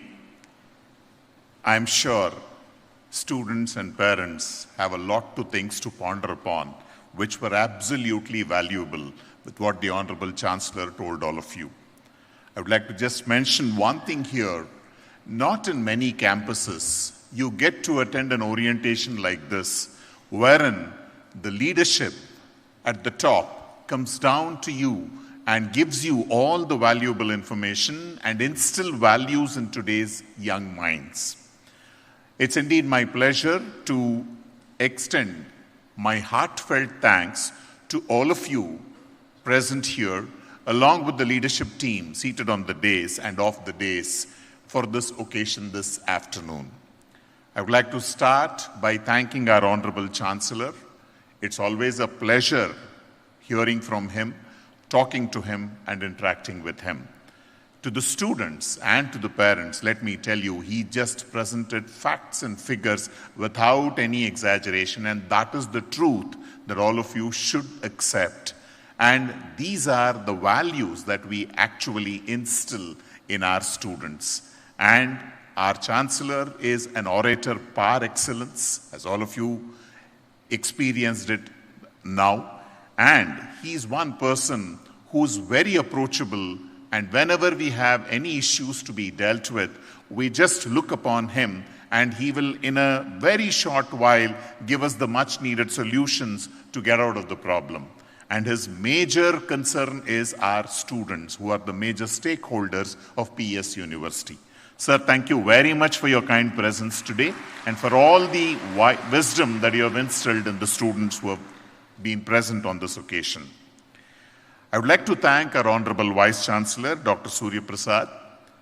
I have been working with Dr. Suryaprasad for over 30 years now, and he is one person on the campus who gives all the support and encouragement to go ahead. It's indeed a pleasure working with him, and I thank you, sir, for your kind presence in today's event. As Chancellor already put it, the wonderful facilities that you see on the campuses of PES and all the excellent work that we see is the handiwork of our Honorable Chief Operating Officer, Professor Ajoy Kumar. Sir, thank you very much for all the efforts that you have been putting in to give the best to the students. I would like to thank Dr. Shailashree Haridas, the Dean of the Faculty of Management and Commerce. It is she, along with her team, who has put in humongous efforts to make this event happen today, which was also held in the morning. Madam, thank you very much for your presence, and thank you very much for all the efforts that you put in. Off the days, I recognize the presence of Professor H.B. Prasad. Thank you very much, Professor Prasad, for your presence. Professor, our CTO, Professor Harsha. Thank you very much, Professor Harsha, for your presence. I would like to thank the deans, directors, chairpersons of various departments, faculty colleagues of various departments for their untiring efforts in making what PES is today. Let us give them a big round of applause. There are various teams which work behind the scenes in PES to make things and put things in order.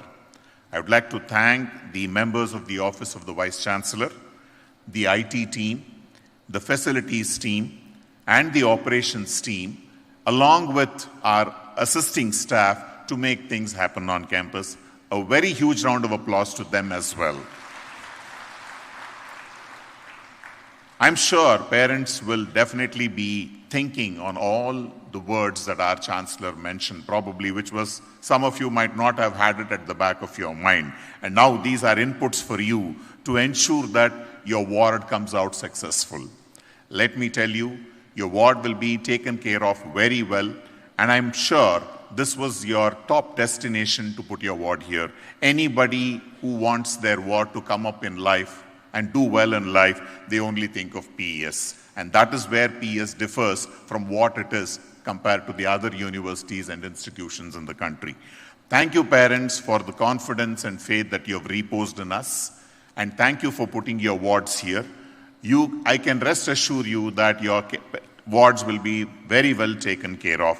Thank you very much once again for the huge presence of all the parents who have assembled in various locations on PES campus. And last but not the least, the young minds, the new entrants to the portals of PES University. You have heard from our Chancellor. Your task starts now. Probably you had a different way of dealing with your studies and other activities till now, because you had an exam once in a year only, but that is not going to be the case going ahead, except the annual course students. At the end of every 4 months, you will have an examination, and in between, you will have 2 ISAs, as very well articulated by our Honorable Chancellor. Everything is very well given to you in black and white in the calendar of events that you're going to be receiving once you join classes. You cannot relax. You have to be on your toes all the time. Please go back home and try to put your mind into what the Chancellor said in his speech, and please mull over it and ensure that you use all the words that were given, all the advice that was given to you in your best interest, and your success is our pride equally, as much as it is your parents' pride. You've also committed to follow all the pledge that the Honorable Chancellor made with you. We would appreciate you to please follow that and ensure that you come out successful in your lives. Once again, a very warm welcome to all the young minds to the portals of PES. We wish you all the very, very best over the next 3 to 4 years of your stay on our campus. And may God bless you all, and you can all reach your success in all your endeavors with all the support that you will get from PES. Thank you once again, one and all.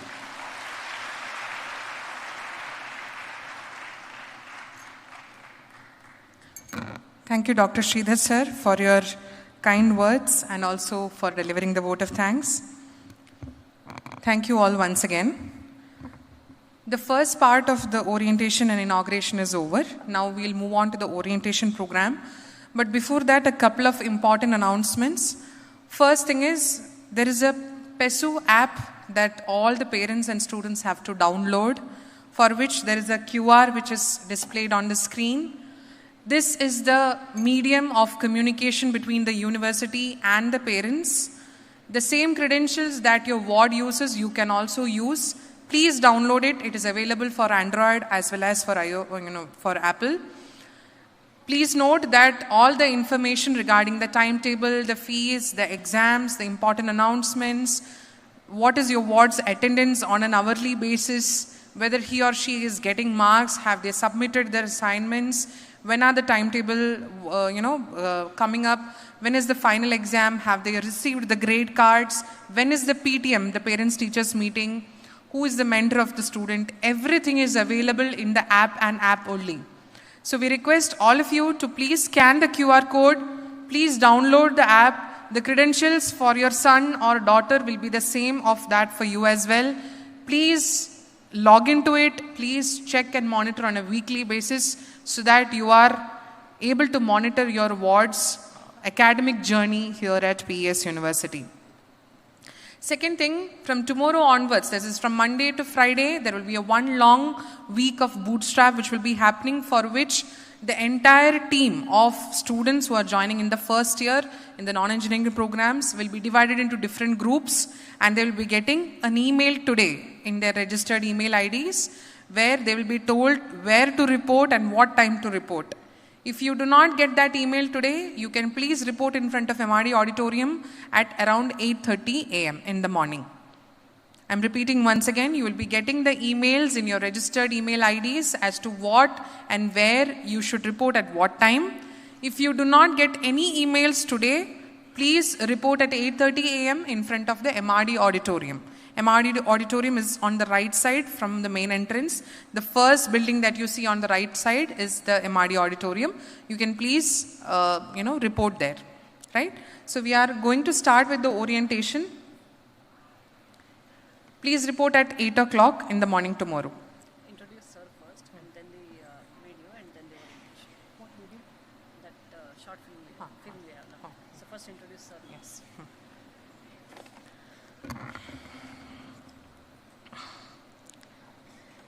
Professor Ajoy Kumar is the Chief Operating Officer of PS Institutions, the one man who is never on stage and steer clears of all limelights, but make sure that every corner around PES is of world class.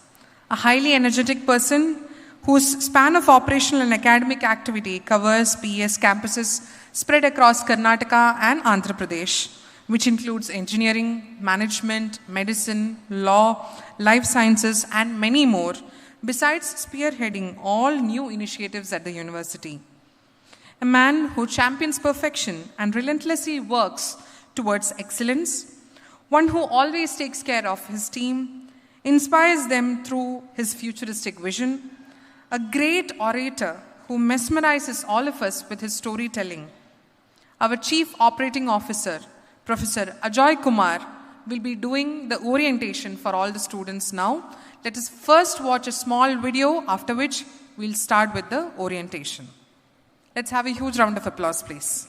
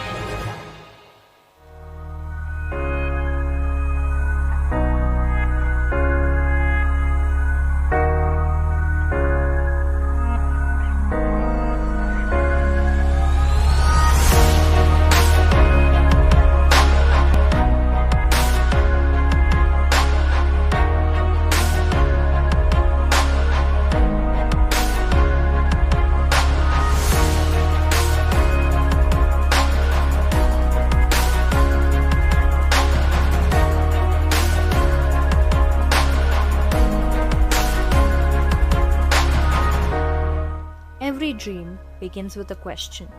What if learning could go beyond textbooks, where every challenge becomes an opportunity and every experience a step towards discovering the best version of yourself? Welcome to the Faculty of Management and Commerce at PES University.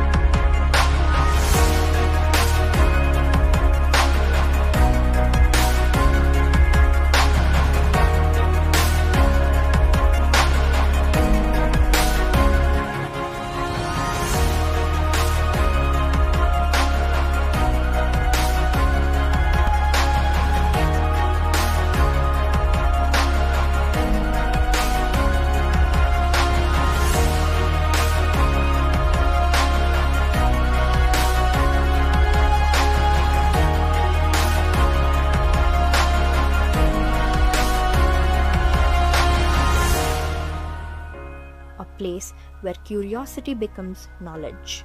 Knowledge transforms into action, and action creates meaningful impact.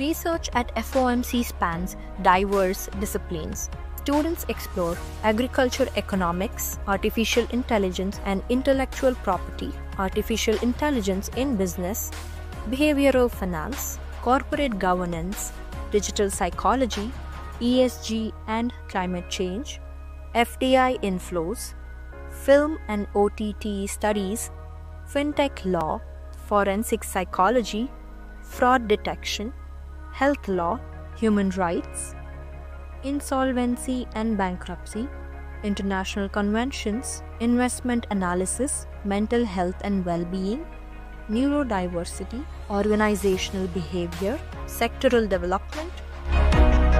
Every discipline brings a different perspective. Together, they create a research culture driven by curiosity, collaboration, and innovation.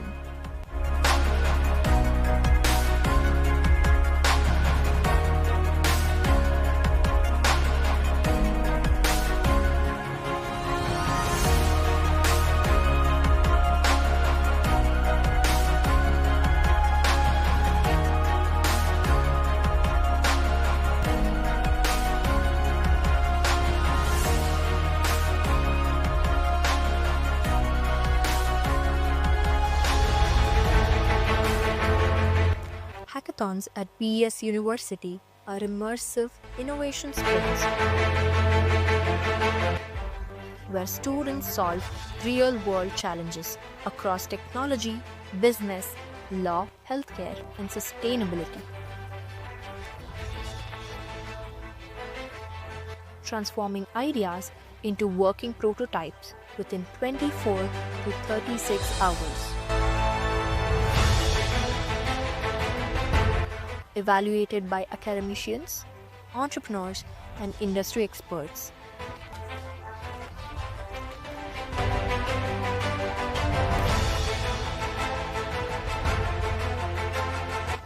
The most promising innovations go on to receive incubation support. Presentations are integral to learning at FOMC.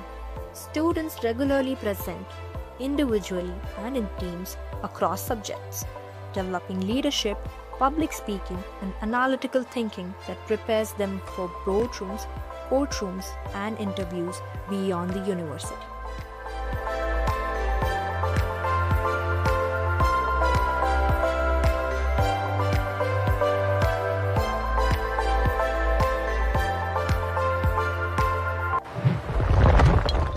At FOMC, research begins from the undergraduate classroom itself.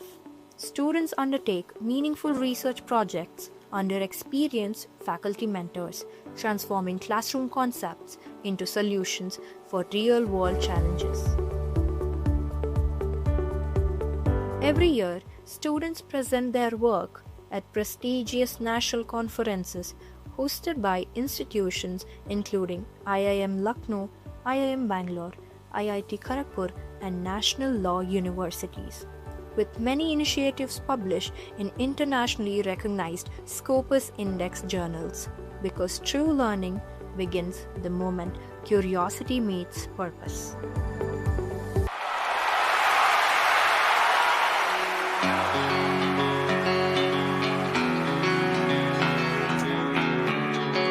Some memories stay with us not because they were planned,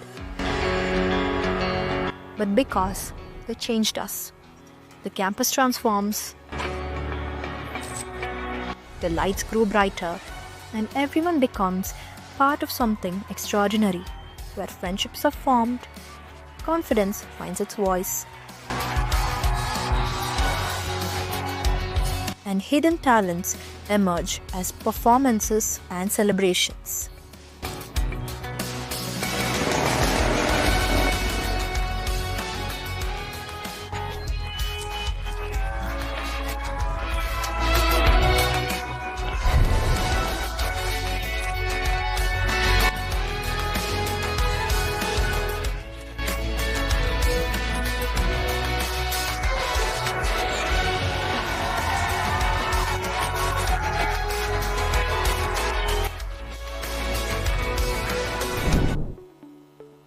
From the first semester, dedicated mentoring guides students through academics, career planning, and personal development.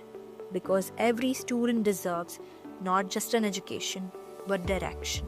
At PES University, over Rs 140 crores has been awarded in merit scholarships. Students have progressed to globally renowned institutions such as the University of Liverpool and New York University, carrying with them a strong foundation built through research, internships, publications, and academic excellence. Commerce students have earned international recognition by securing prestigious ACCA World Rankings and All India ranks. Economics students have proudly represented India in international policy forums, contributing to meaningful discussions on global challenges, while showcasing analytical excellence beyond the classroom.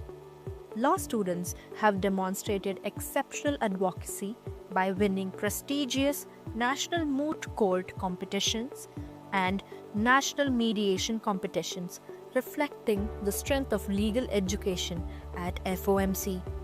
Management students have published research in Scopus indexed Q1 journals. Beyond academics, FOMC students continue to leave their mark on the global sporting stage.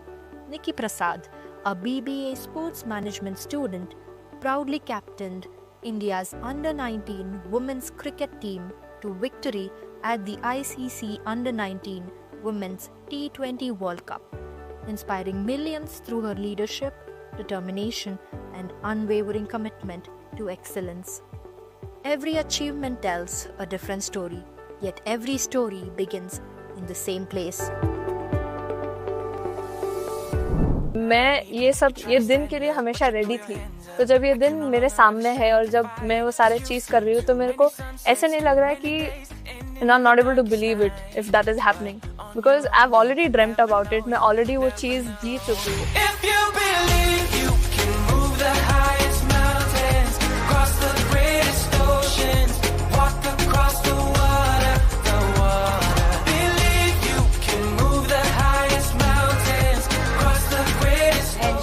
So nearly got us over the line and got player of the match. So Nikki.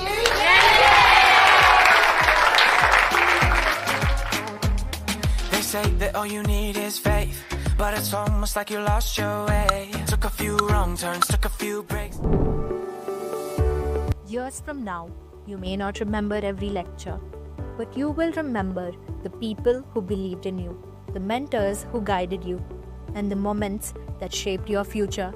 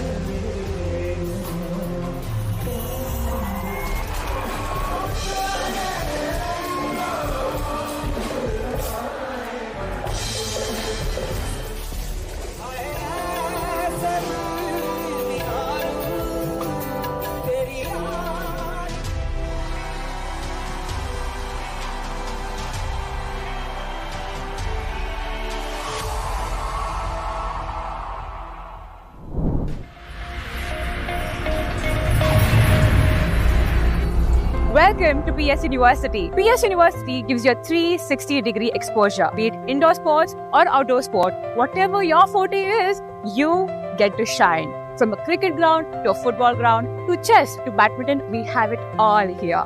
Gym? Check. Sports facilities? Check. Competition to showcase your skills? Check.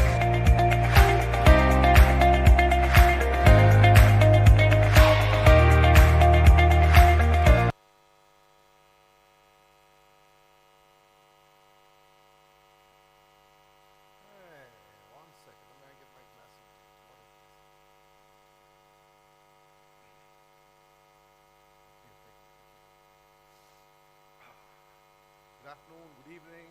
Again, my name is Ajoy Kumar, CEO of PS Institutions. Little louder. Come on. All right. Thank you so much. Again, this is the work of our students and the number of hours they've put into it. So a lot of things happening at PS.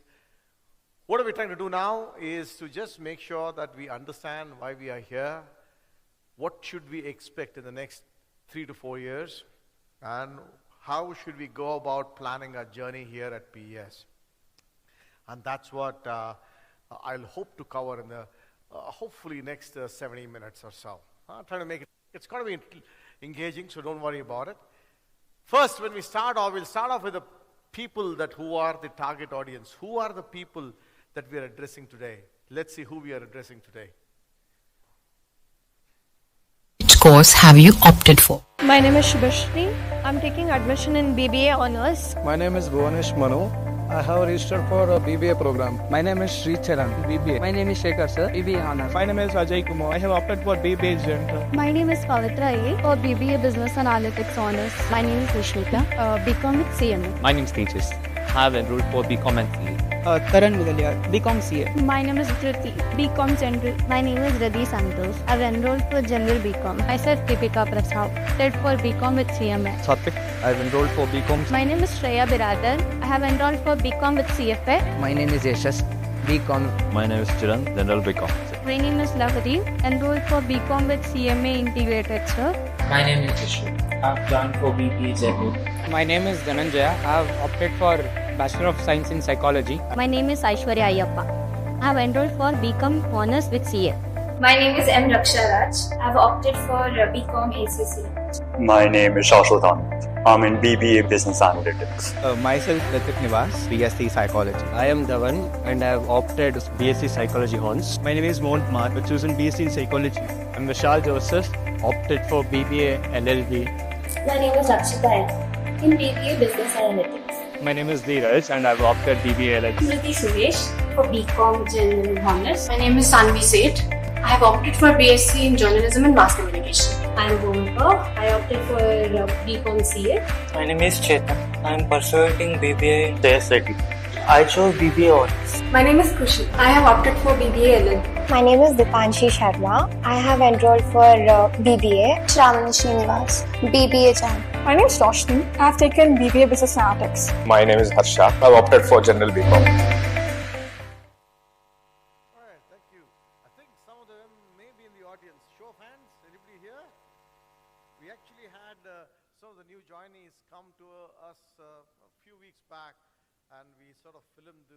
To figure out. So the target audience is you guys, the people who have joined in the 2026 batch. Next. This is our vision. Again, the person on your right you see is Professor M.R. Doreswamy. Professor Jawahar briefly alluded to him as his father. We lost him about a year and a half back at the ripe age of about 89, I think. And then all those years, I think he's been having a 6-day work week at PES, worked almost close to 50 to 60 hours every week, and he was there at PES till the very, very end. So that is our sort of motivation, which sort of led to this vision of ours to say, to create professionally superior, ethically strong global workforce, contributing with the values of perseverance, excellence, and service. This is our vision, to create professionally superior, ethically strong, and a global workforce. And the reason for us to share this vision of ours is to make sure that you understand that you need to have a vision 3 years from now, 4 years from now. You need to have a vision for what you're going to be 5 to 10 years from now. There should be something that is guiding you to say, hey, look, this is what I want to be, this is how I want to structure my life. Next. If you take a look at the concept of these core values of perseverance, excellence, and service, of course, I need not go into the dictionary meanings of these, but you understand, persevere, to put a lot of effort, excel, and serve because of the knowledge you have and the humility you have, which you need to instill in yourself. This is what PES tells you. But that could be different for you. What are your core values? What is it that you want to do? Maybe your core values could be dedication, honesty, loyalty. But whatever that is, that framework you need to build. That thought process you need to do. Today, more than ever, it is extremely important in this world of AI. In this world of AI, where human relationships, human values and morals are going to become very, very important, it is going to play a very, very key, vital role. Next. So we talk about these concepts called the global relevance, right? When you talk about, I have joined the BCom space or the BBA space, I've joined psychology. If you take a look at some of the disruptive technologies, these technologies are technologies which are there, which every continent sort of looks at to say, hey, these are the technologies we'll work on. If you take a look at the concept of AI shopping agents, AI-driven demand forecasting, dynamic financial crime management, human-centered technology adoption, different things that are there. These are some of the key technologies people feel that the countries are working on. And this is again given by Deloitte 2026 Global Human Capital Trends, again the banking and the capital markets, again the global retail industry. These are things that they feel are very, very important in the years and days to come. But for me, the most important thing about this slide is the one that is there at the very bottom. It says, today's college graduate is expected to have 18 jobs across 6 careers. Ladies and gentlemen, the only constant that you have is change. Change is the only thing that will always be there for you because things are changing so rapidly. A lot of things could happen, could change, could do things with respect to AI, the way things are happening and so on and so forth. So you need to be prepared for a different career 5 years from now, 6 years from now, you never know. So you should always think about the concept of this. Next. What is that? The concept of lifelong learning. Learning is something that you will always be doing all the while. You need to understand how to follow your passion and the concept of a profile. What is this profile all about? The profile is about this particular thing I have got you on the right hand side. When you talk about this person called R.M. Mehta, what do you want to be after 3-4 years? What you want to be after 3-4 years is the people, like let's say he has an education. What kind of an internship did he have? What kind of academic projects did he do? What are the skills that he got? What are the papers and publications that he published? What are the computer skills he has? What are the clubs he was a part of? Workshops that he attended? Hackathons that he participated in? Awards achieved? And activities and leadership. The reason that we are trying to put it out there is we're trying to tell you that all these things you need to have some check marks and tick marks for you because this is the story that you will have to tell 3-4 years from now for this guy sitting across the table who will be looking at your job and so on and so forth. You need to be equipped with this, especially in the world of AI. Next. Now we take a look at what these kids said about how many hours a day did you spend on studying. Take a look at what they had to say. How many hours do you study per day?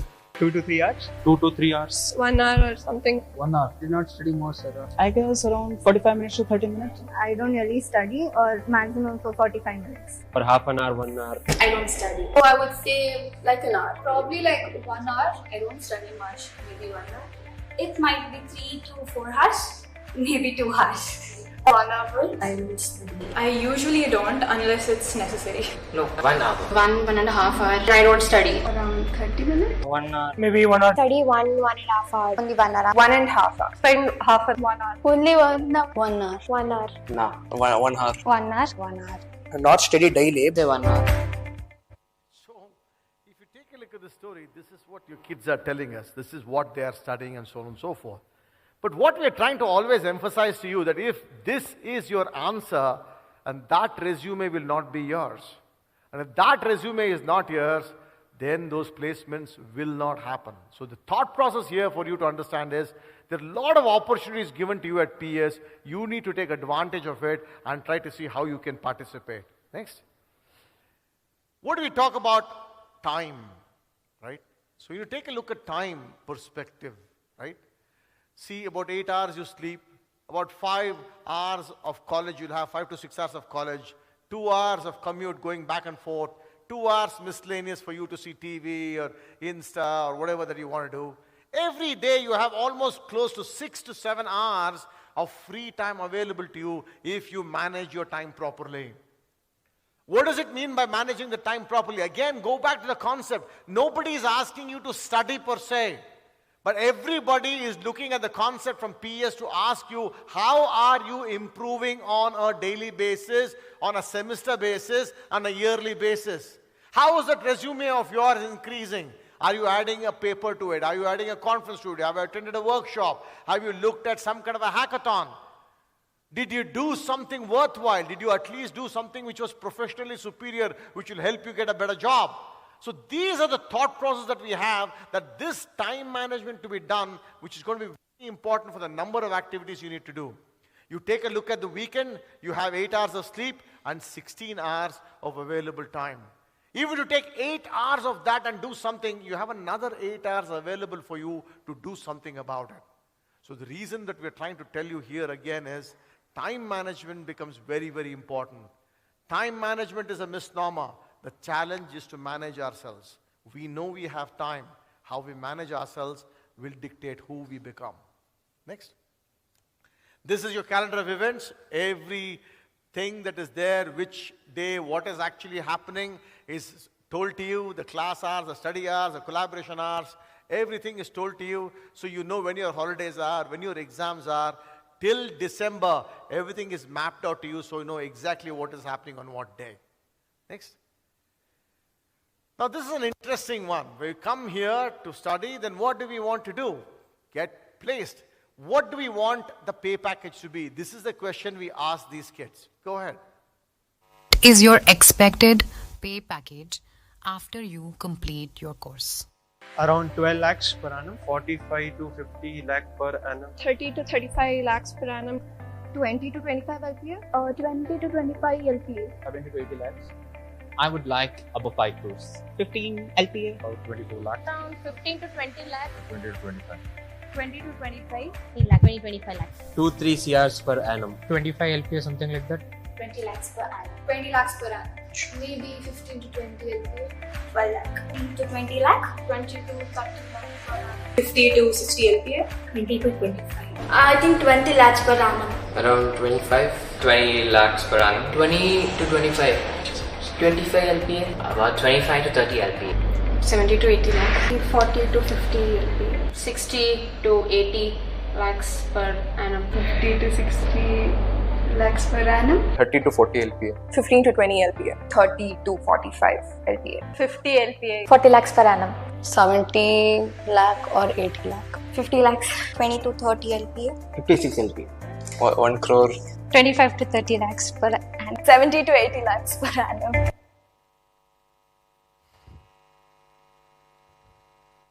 ನಂಬಿಕೆಯಾಗಲ್ಲಪ್ಪ ನಾವು ಕೂತ್ಕೊಂಡೇ ಬಿಡ್ತೀನಿ ನಾನು. See, the concept here is that it's good to have these ambitions and dreams, and we will not poo-poo any dream that you have, will not poo-poo the 5 crores or the 1 crore salary that you want. Everything is definitely possible. Yes, it is. The concept is, how hard are you willing to work for it? How much are you willing to sacrifice for it? Those are the questions that you need to answer. Maybe I want to get the 50-60 lakhs per annum after 3 years, maybe not possible. Let us say you have a rejection then. Are you going to go work harder and come back 3-4 years later to get that what you want? The kind of motivation you need to have to make sure that, hey, I tried, I got this, I couldn't get it, but my dream is to get there. I'm going to work harder, I'm going to get there. That is the thought process we want to leave you with. The question that we are trying to tell you again and again is the amount of dedication you show, the amount of involvement that you show to better yourself is going to make who you are. Next. The better you are at managing the number of hours you have, greater the pay package. Next. We'll talk about these areas: AI, curriculum design, teaching learning processes, assessments, exposure and scholarships. Next. As far as AI is concerned, please understand today, this world of AI is getting scarier as it goes. Today, please make sure whatever you put out there on the web, whether it is a Facebook account, Insta account, Twitter, whatever that you elect to explore / tell something about yourself, be very, very careful about it. Because today, the ability for us to data mine and get things at an instant is so much more easier. You know, 10 years from now, when you are going to go to a job and you're supposed to be promoted from a director to a vice president, and if somewhere were to see what is your history, what is actually happening, how have you lived your life, what is your past record for the last 10 years, it is very easy for them to get it with the touch of a button. They can see what is actually happening and so on and so forth. So it becomes very, very critical, the persona that you put across there, and make sure you understand the responsibility that what you put out there is going to be seen by everybody. It might seem very trivial to you, but it may not so be for the other person. So it's extremely important to understand the concept of AI, to be using it for being professionally superior and being ethically strong. Do not use AI for surreptitious means, for things which are beyond what it should be intended for. There are people who do that, but you doing it does not absolve you because of the biggest thing that you don't understand. It can be traced back to you. Please don't think because it's not a login, because it's not there, so on and so forth, they cannot trace back what they have done. They can. So it's extremely important that you show some caution, show some maturity beyond your years today, because the environment is demanding it. It is demanding that you become mature really fast. And the concept of AI. We are going to have assignments which is going to use AI big time. And we also are going to have assignments which are not going to use AI at all. No internet, no access to the cell phone. The ability for us to balance the concept of tools and the ability for you to understand and work together and think together and so on and so forth. So that's a very, very important concept that we are trying to drive home with this world of AI. And the single most thing that we want to stand by is we are no longer in the loop with AI. We want to be the leaders in it. Student in the loop to student in the lead. Whatever he does in AI, he or she will know and not take it blindly in. Next. These are some of the things we call as the X factors. What we are trying to do here is there is a syllabi, there are topics, there are subjects that you study in class and so on and so forth. These are factors that we are doing as PES which goes beyond the subject, which goes beyond the concept of what we're trying to do in class. One of the first things we want to talk about is something called case studies. What are these case studies? Case studies are nothing but stories. The entire concept of the Faculty of Management Studies, psychology, law, everywhere is built on the concept of case stories. What are these case studies? There are stories about real life things happening in the real world. We take those stories, we have conversations about these stories, and then we debate about these stories. When we do that, we learn more. Let me explain a little bit more. Next. These are what we call as case studies.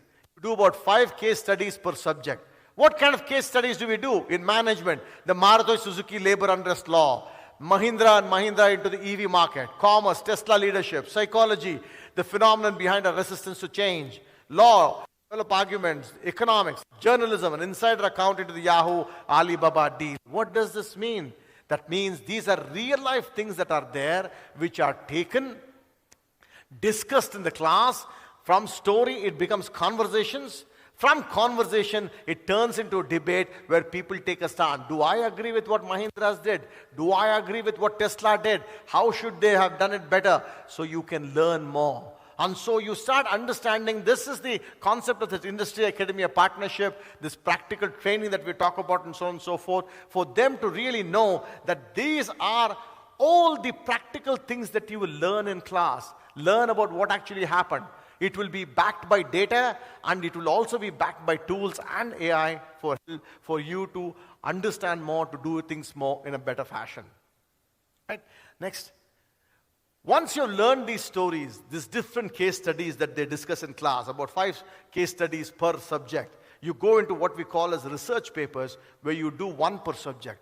Some of the case studies you may like, and you want to go in depth into those case studies, and that's what we call research. Probably on a particular topic, you start diving deep into it and starting learning a little bit more. Again, this concept is producing industry opinion papers, understanding in-depth application of the subject, case reporting, writing in psychology.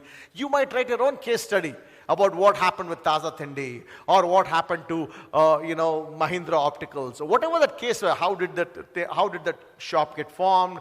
How did they increase their business? What were the pitfalls of it? How did they work well? How did they not work well? Analyzing the pros and cons, right? The case study could be about the free bus tickets that are being given in the buses today, right, to all the ladies and so on and so forth, and the school children now. How is that impacting the state's economy and so on and so forth? So different things, that could be a research paper, right? Those are what you do. Next. And in addition to the case studies and the research paper, we do something called worksheets. These worksheets, we do about 10 worksheets per subject, about 50 per semester. Again, they're all application problem-based mapping that we do with respect to CA, ACCA, BBA, handling large data. In psychology, it could be causes of behavior, self-esteem, stress, solutions to constitution issues. These are problem statements that you do and solve in class. The worksheet is given in class, which has all these number of different problems. You sit there and you solve it without the help of the net, or without the help of AI, or without the help of any internet connection at all, right? Next. This is one of the wonderful things that we do here, something called peer-to-peer learning. Please understand, again, this whole thing with respect to case studies, research paper, the worksheets are all aimed at this industry, the practical learning, the real-world examples, and so on and so forth. This peer-to-peer learning is a very powerful one, because one of the main things that the industry always asks is, how do you work in a team? Do you know how to work in a team? Can you put together a team? This peer-to-peer learning, what it does is, whenever a case study is done, we ask students to submit a sheet of paper to write down what they have learned about the case and pros and cons, and submitted it electronically. For that, marks is given. Once that is electronically submitted, not only does the teacher evaluate that case study, a student evaluates 5 more of his or her friends' case studies. Understand that. So when I have submitted my case study, another friend of mine will evaluate me and another 4 or 5 people to understand how this first, second, third, fourth, and fifth person thought about the case. What was their thought process? How did they go about solving the story? What did the conclusions they drew? Understanding that what kind of different people are there with different mindsets, so that you can work in the team, so that you can have a conversation with them and learn more. That is what this concept of peer-to-peer learning is, to appreciate different points of view. Very, very important to understand this concept of team building. Next. This is our interim story to let you know. From 1st to 6th semester, you do 5 case studies per subject, so about 25 cases per semester, 50 worksheets. You have 5 subjects, 10 worksheets per, and then you do 5 research papers, 5 peer-to-peer evaluations, and 2 one-on-one mentorships, which I'll talk to you more about. And when you really take on from 1 to 6 semesters, suddenly you see the multiplication adds up, right? 125 cases, 250 worksheets, 5 hackathons, peer-to-peer evaluations 25, and 12 one-on-one mentorship. And of course, the 7th and the 8th semesters includes an internship and a capstone project, and most sought after by industries. Again, what is the use of 125 cases? 125 real-life examples is what you have. And sitting across the table when you're doing the interview, let us say at least you remember 75 of them, and somebody comes and says, hey, can you give me some real-life examples about what happened with the labor unrest story in the Alibaba case? And we say, look, I don't know about the Alibaba case, sir, but the Maruti Suzuki case and the labor law story that happened, I know much about that. If you could please ask me anything about it, I'll be able to enumerate to let you know what kind of effort I have put in to understand it. Once that language is taught or talked about, the person on the other side of the table says, okay, TK, you may not know everything, but whatever you know, do you know it fully and well? That is what they're trying to gauge. Whatever effort you have put in a certain area, which you claim to know, have you done a good job on it? And that is why this particular summary sheet is a very powerful message for you to let you know that this is the amount of effort that PES is putting to make sure you are ready for the real world. Next. What would you want to become? Your career goals. Let us see what these kids had to say.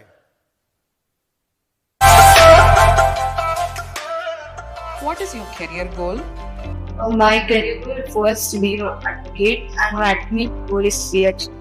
I would like to be a chef because I really love traveling and everything. I love being in the tourism and it fascinates me. I become a lawyer who specializes in AI laws and science. I want to become an HR manager or an entrepreneur. Well, I do not have a specific one right now, but I'm open for options. I'm planning to do masters in counseling psychology later on. I'm not decided. I will decide in future. I'm planning to go to a research field and I want to join Nimhan's. I want to be a successful CEO of my own company. I want to be an accountant. I aspire to work in Deloitte. Maybe go towards a big consulting firm. Next. This is what it is. These are what the kids have. Wonderful thought processes, the way they want to go about doing things. I want to do this, I want to be a CEO, I want to be whichever company I want to work for. Wonderful ideas, wonderful thought process, because that is the kind of goal you want to really have. What are we doing to help it? We're going to try to get you to do what we call as job. What is this job all about? This job is sort of an acronym for what we use as the jackfruit, orange and banana problems. You talk about the research work, you talk about the worksheets, you talk about the case studies. All this has this as the fundamental thought process. What is that? The ability for us to say what kind of problems will we introduce our kids to. And we wanted somewhere the connection between the parents and the students to also happen. I'll give you an example. Let us say I have to peel this banana. If I have to peel this banana, maybe a 1-year-old or a 2-year-old could easily do it. Let us say I had to peel the orange and eat that. It would require the skills of a 5-year-old or 6-year-old to peel the orange, to take out the seeds, to take out the skin if necessary, and then pop it in his mouth or whatever. Now, if you want to really peel a jackfruit, then the most experienced of them shudder to think about the nuances that are there in peeling a jackfruit. This is giving you an analogy about the kind of the level 1, level 2, level 3 kind of problems that we're talking about. Let me explain what I mean by that. See, if you take a next, please. If you take a look at a banana level problem, what is this banana level problem? Analyze the trend of Alabama's income tax revenue over the past 10 years. Straightforward question. That's a banana level problem. Simple question for you to take a look at, and boom, you answer that. Take a look at the concept of an orange level problem. Analyze the trend of Alabama's income tax revenue over the past 10 years. Decompose the time series and explore correlations with other economic indicators. Suddenly, the complexity of the problem goes few steps ahead. And then it comes to the jackfruit level problem, which talks about conduct an advanced analysis of Alabama's income tax, Test the impact of a specific policy change. Just imagine, again, you go from a banana to an orange to jackfruit, where you're talking about policy making and policy changes and so on and so forth. Again, the concept here is, if at all your parent or your father, mother talks about a particular subject and say, have you read, have you othkondya, maadya and kelad badlu, if you start having this conversation with them, because real life problems, ಎಷ್ಟು banana level problems ಮಾಡಿದೀಯಪ್ಪ, ಎಷ್ಟು jackfruit level problems ಮಾಡಿದೀಯಪ್ಪ, the ability for you to understand where your kid is. And this is not for the faint of heart to have a joke about it, but the concept is, the more jackfruit level problems that you solve, the better that you will do with respect to placements. That is the story that we're trying to say. And that is very, very important. Next. We're talking about program outcomes. What do you want to really do? Of course, you want to be placed. If you're not placed, then you should go about looking at higher studies, or you take a look at entrepreneurship. Next. As far as placements goes, what are we doing as far as placements goes, and how do we help with placements? At the end of maybe the second year or what, we have a number of aptitude tests that happen twice a month, mock interviews by alumni. We have almost close to about 40-50 alumni who come and conduct mock interviews for our students. Mock interviews by faculty member, subject revision classes, study forum, mock group discussions, placement dashboard to monitor the progress. Group discussions are done. Let us say KPMG is coming in. Just few days before KPMG comes itself, there is a small seminar held to talk about KPMG, to see what kind of questions they will ask and so on and so forth. Some of the questions that comes in the interview is also put in those worksheets. And some of the questions that they will ask on the interview panel will be there in your research paper. And of course, the case studies will be very, very good conversation maker. So that is how we prepare you as far as placements is concerned. Next. Higher education, counseling for education abroad. It was pretty popular, I should say, a year and a half, couple of years back. But now with all the things that are happening in the world today, most of our students are electing to stay back, although a few of them do go to the UK, Europe, and probably a little bit of Australia. Again, statement of purpose, seminars on opportunities of options, and CAT prep. CAT prep is a good one. That is another thing that is there for people who want to pursue MBA. There are CAT prep classes that are available and questions that are available for them to practice and so on and so forth. Next. As far as entrepreneurship goes, you have to understand that this entrepreneurship is a story that if you want to form your own company, all of our students go through something called an entrepreneurship class where they understand the fundamentals of entrepreneurship. After that, if they so choose to do so, they can be part of PESU Venture Labs, where if they want to form a company and if they want to be funded and so on and so forth, they could actually do that. Now, these are some of the icons that you see, logos of companies which have been formed in PES.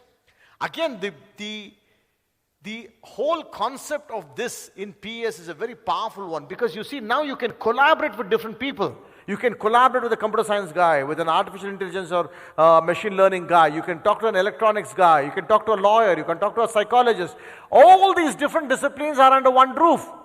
In fact, you can be talking to all the doctors who are there. The Electronic City campus, who have 250 admissions of medical campus that is happening, the highest that is there that any medical college can have. We'll have about 1,000 doctors there, 1,500 nurses there, about 500 allied science people who do things like physiotherapy and so on and so forth. So you can have different kinds of people that you meet, and you might have different kinds of products to make sure that you can market in the world today. And so that's a very, very powerful mechanism for you to make this entrepreneurship a reality.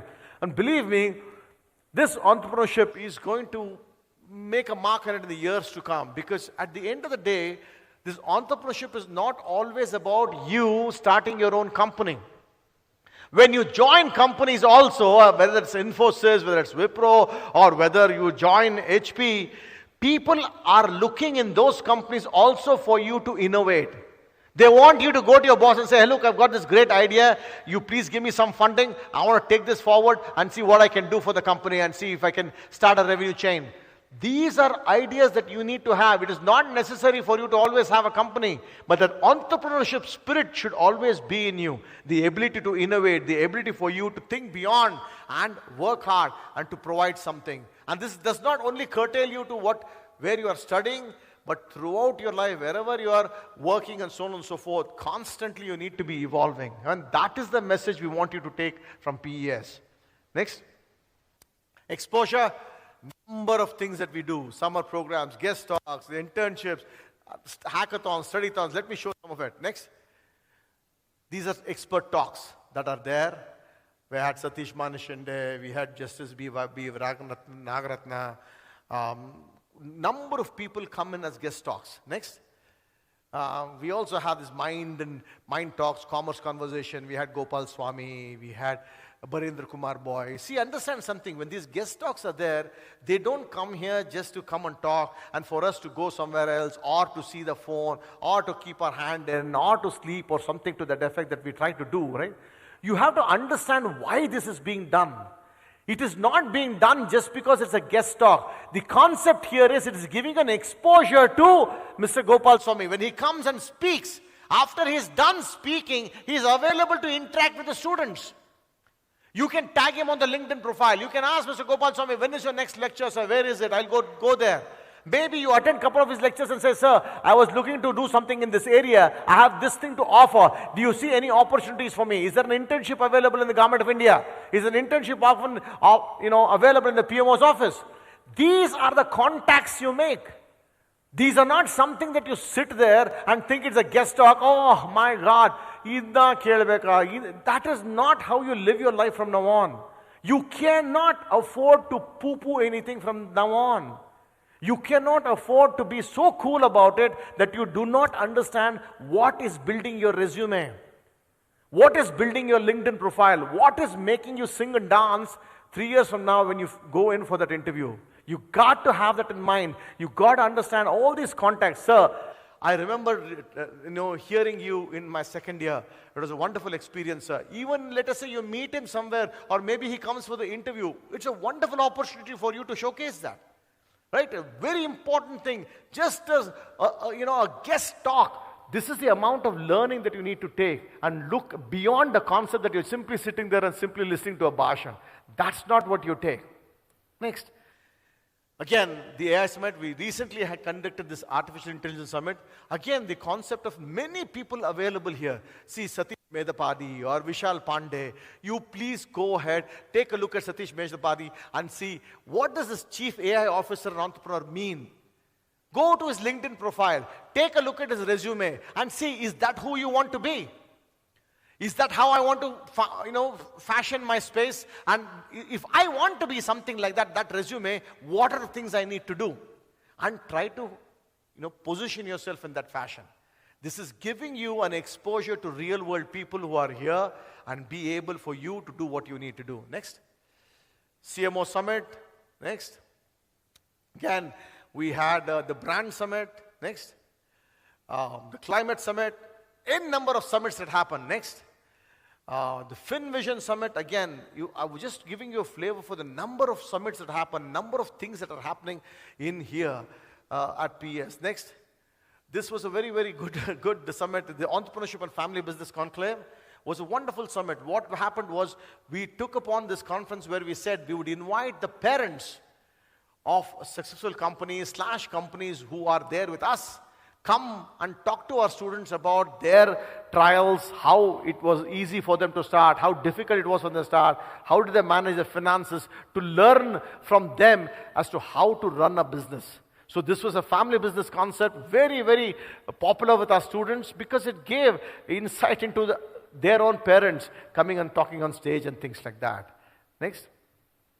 We also have an exposure where you get to listen to world leaders in their respective fields. You take a look at Warren or Mr. Baliram or Dr. Phil Harris and so on and so forth. Why do you have to listen to them? Again, the different points of view. What is their thought process? How do they talk? How do they present themselves? What accent do they have? Can I understand it? That knowledge, how did they get there? How do I look up Dr. Phil Harris? Why does he have so many titles to his name? What does that really mean? What is Good Governance Institute London? That is the best thing for you to say, okay, what does Good Governance Institute mean? Should I be part of that institute? What does it take to get there? What do they do? What kind of policy do they manage? So even that resume, there is so much learning that can happen that is very important for you to take home. Because if you are alert, that is what tells you what you need to do for 7 hours a day. 6 to 7 hours a day that you're free. This is how you need to spend your time. Focusing on understanding how to go about bettering yourself day after day, month after month, semester after semester. Next. Again, the human behavior unveiled, the psychology summit that was there, wonderful doctors who come in and so on and so forth. A lot of exposure there, Geetanjali Govindarajan. Next. Industry visit, lot of industry visits available for you. Please participate, very, very important. That is the whole story that we are trying to do. People went to Toyota, people had gone to Coca-Cola and so on and so forth. Wonderful thing that is happening. Again, you can see the amount that people took to go there and so on and so forth. Next. The Mental Health Week that happened with the psychology students and the Gratitude Wall. They conduct a week-long festival, I should say, the psychology students, where they talk about something called Gratitude Week, trying to make sure that everybody understands what it means to be thankful to one another. Next. Again, this is the Niman's visit, the jail visit per se. This is pretty popular. The number of problems that we are having. And this Gratitude Week is a wonderful, very, very strong week where they go about telling thank you to everyone they meet on campus, whether it is a teacher or a person who's working or something to that effect. Next. Again, we had Satish Manishande, a celebrity lawyer who is who was with Salman Khan, and you name the big wigs, he was handling the cases for them, and he was here. Of course, Sai Deepak, all of you know the kind of news he's been making. So a lot of these luminaries were there on campus. Next. Again, moot court competitions.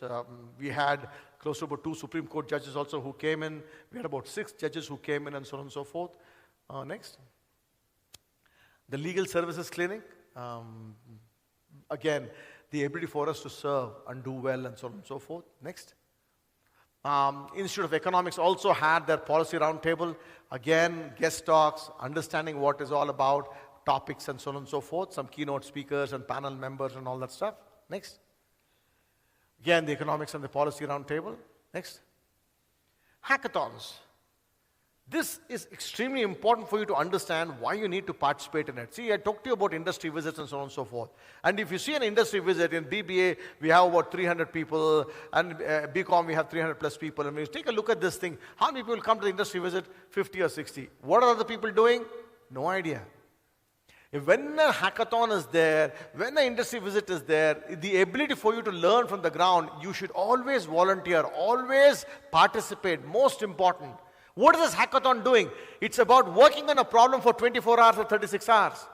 Let us say you've got a deadline for either in law or in psychology, there's a new company that has come on board, you want to present something to them, there's a different problem statement that is there, and you get to know about it only on Friday, and you're supposed to do a presentation on Monday or Tuesday. How do you manage? How do you work the 8 to 10 to 12 to 20 hours that is required to get knowledge about that area, to get knowledge about that company, put together what you have to offer, see why they need you so that you can market your company and market yourself, which becomes very, very important. That is how you skin this cat. And that is how you need to understand how to work in pressure situations, and that's what these hackathons help. Again, this is not just about a hackathon, it's about understanding that it is developing the skill set in that area. Next. Again, number of clubs available. There are 3 to 4 dance clubs that are there. There are about music clubs. There are enough number of clubs available for you to participate in. Please do, and go from there. Next, I want to show you a small movie about the number of summits we have had. Next. A choice to learn, explore, and become more.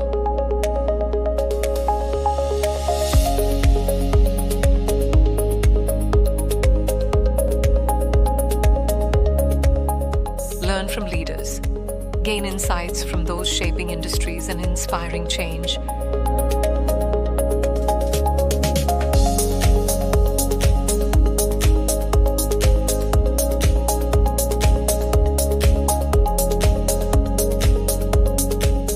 Exchange ideas. Discover perspectives that expand your thinking.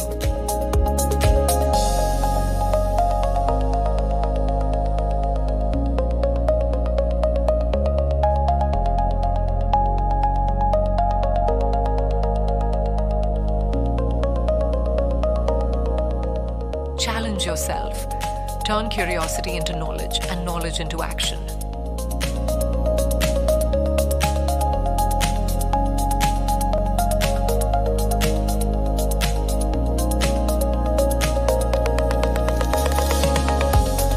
Create solutions. Collaborate, innovate, and push beyond limits.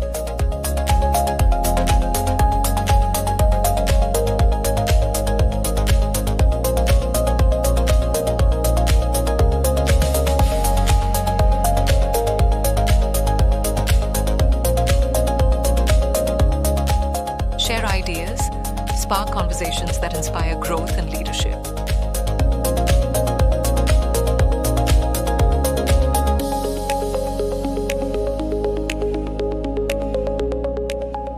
Learn, lead, innovate, create.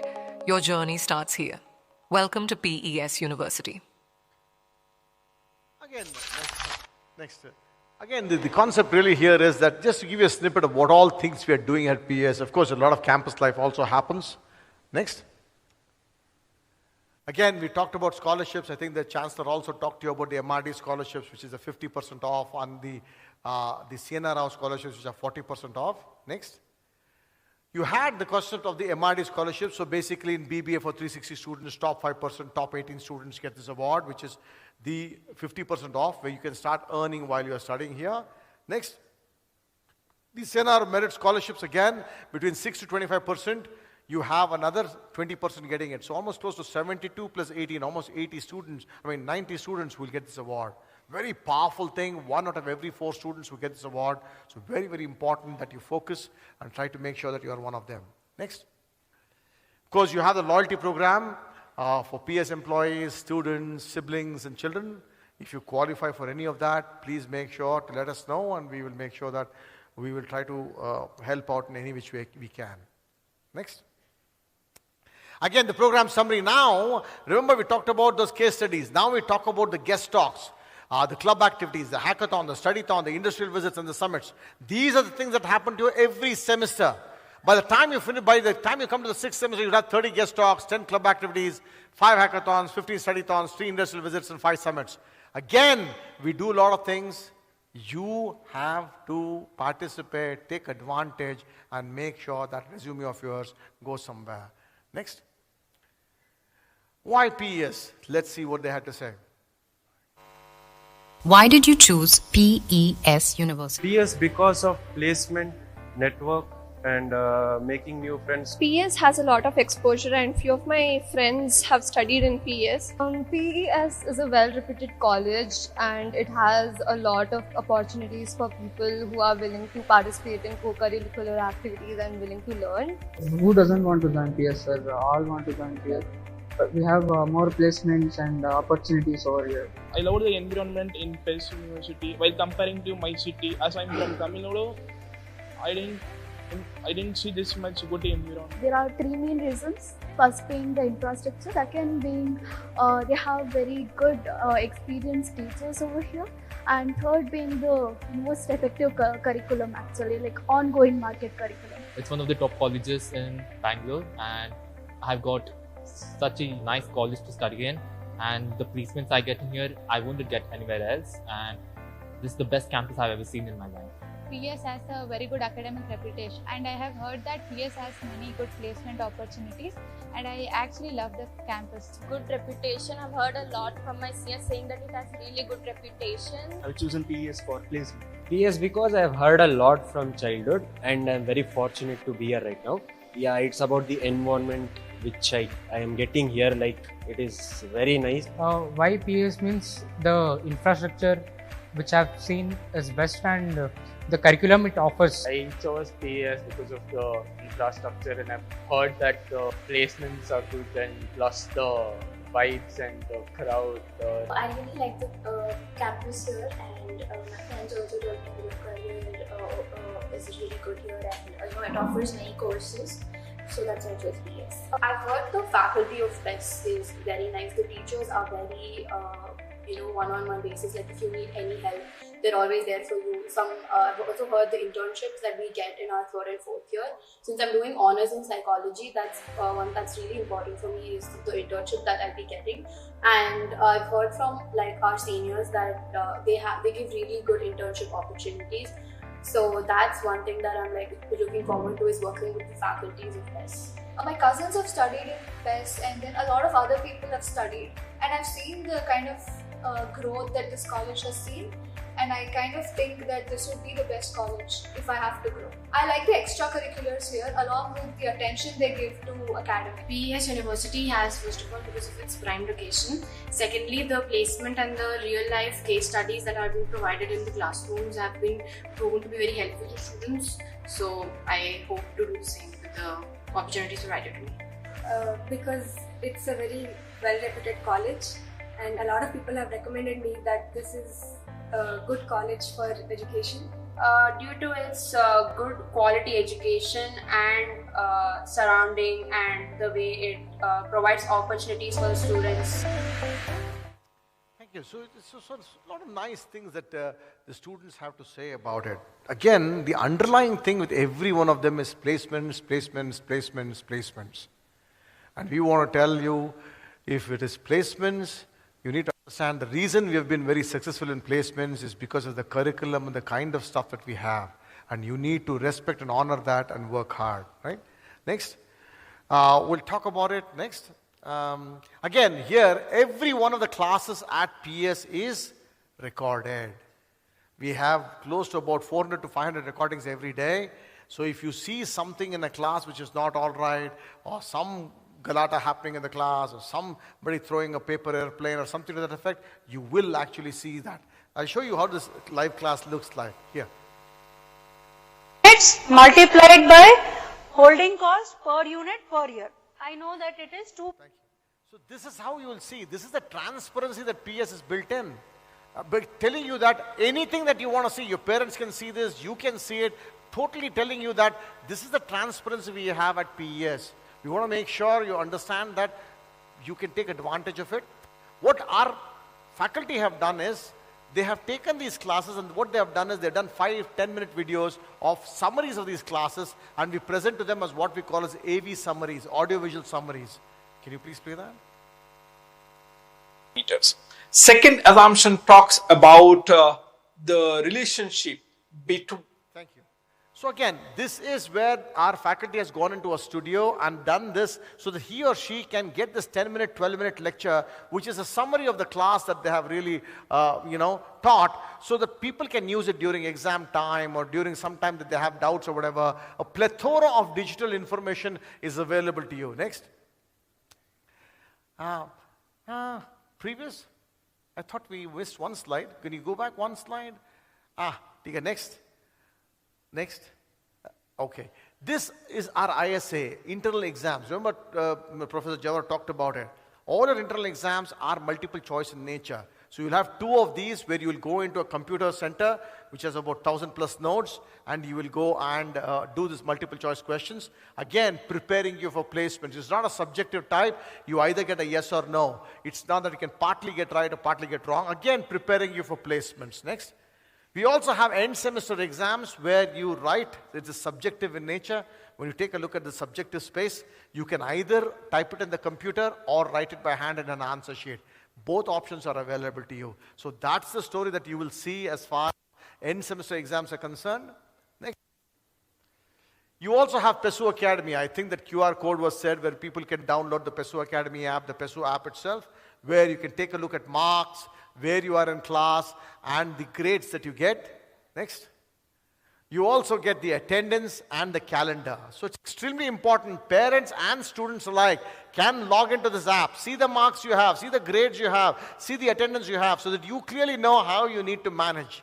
You cannot come up at later and say, oh, I thought I had it, I didn't have it. You cannot do things like that, because you know throughout every week what is your status as far as your compliance to the university standards are. Next. Again, this is PESU Academy. As I told you about the audio-visual summaries, I told you, live videos, I've told you, slides, notes, assignments, question banks, question answers, multiple choice questions, and references. All this is available to you on day 1 for all subjects.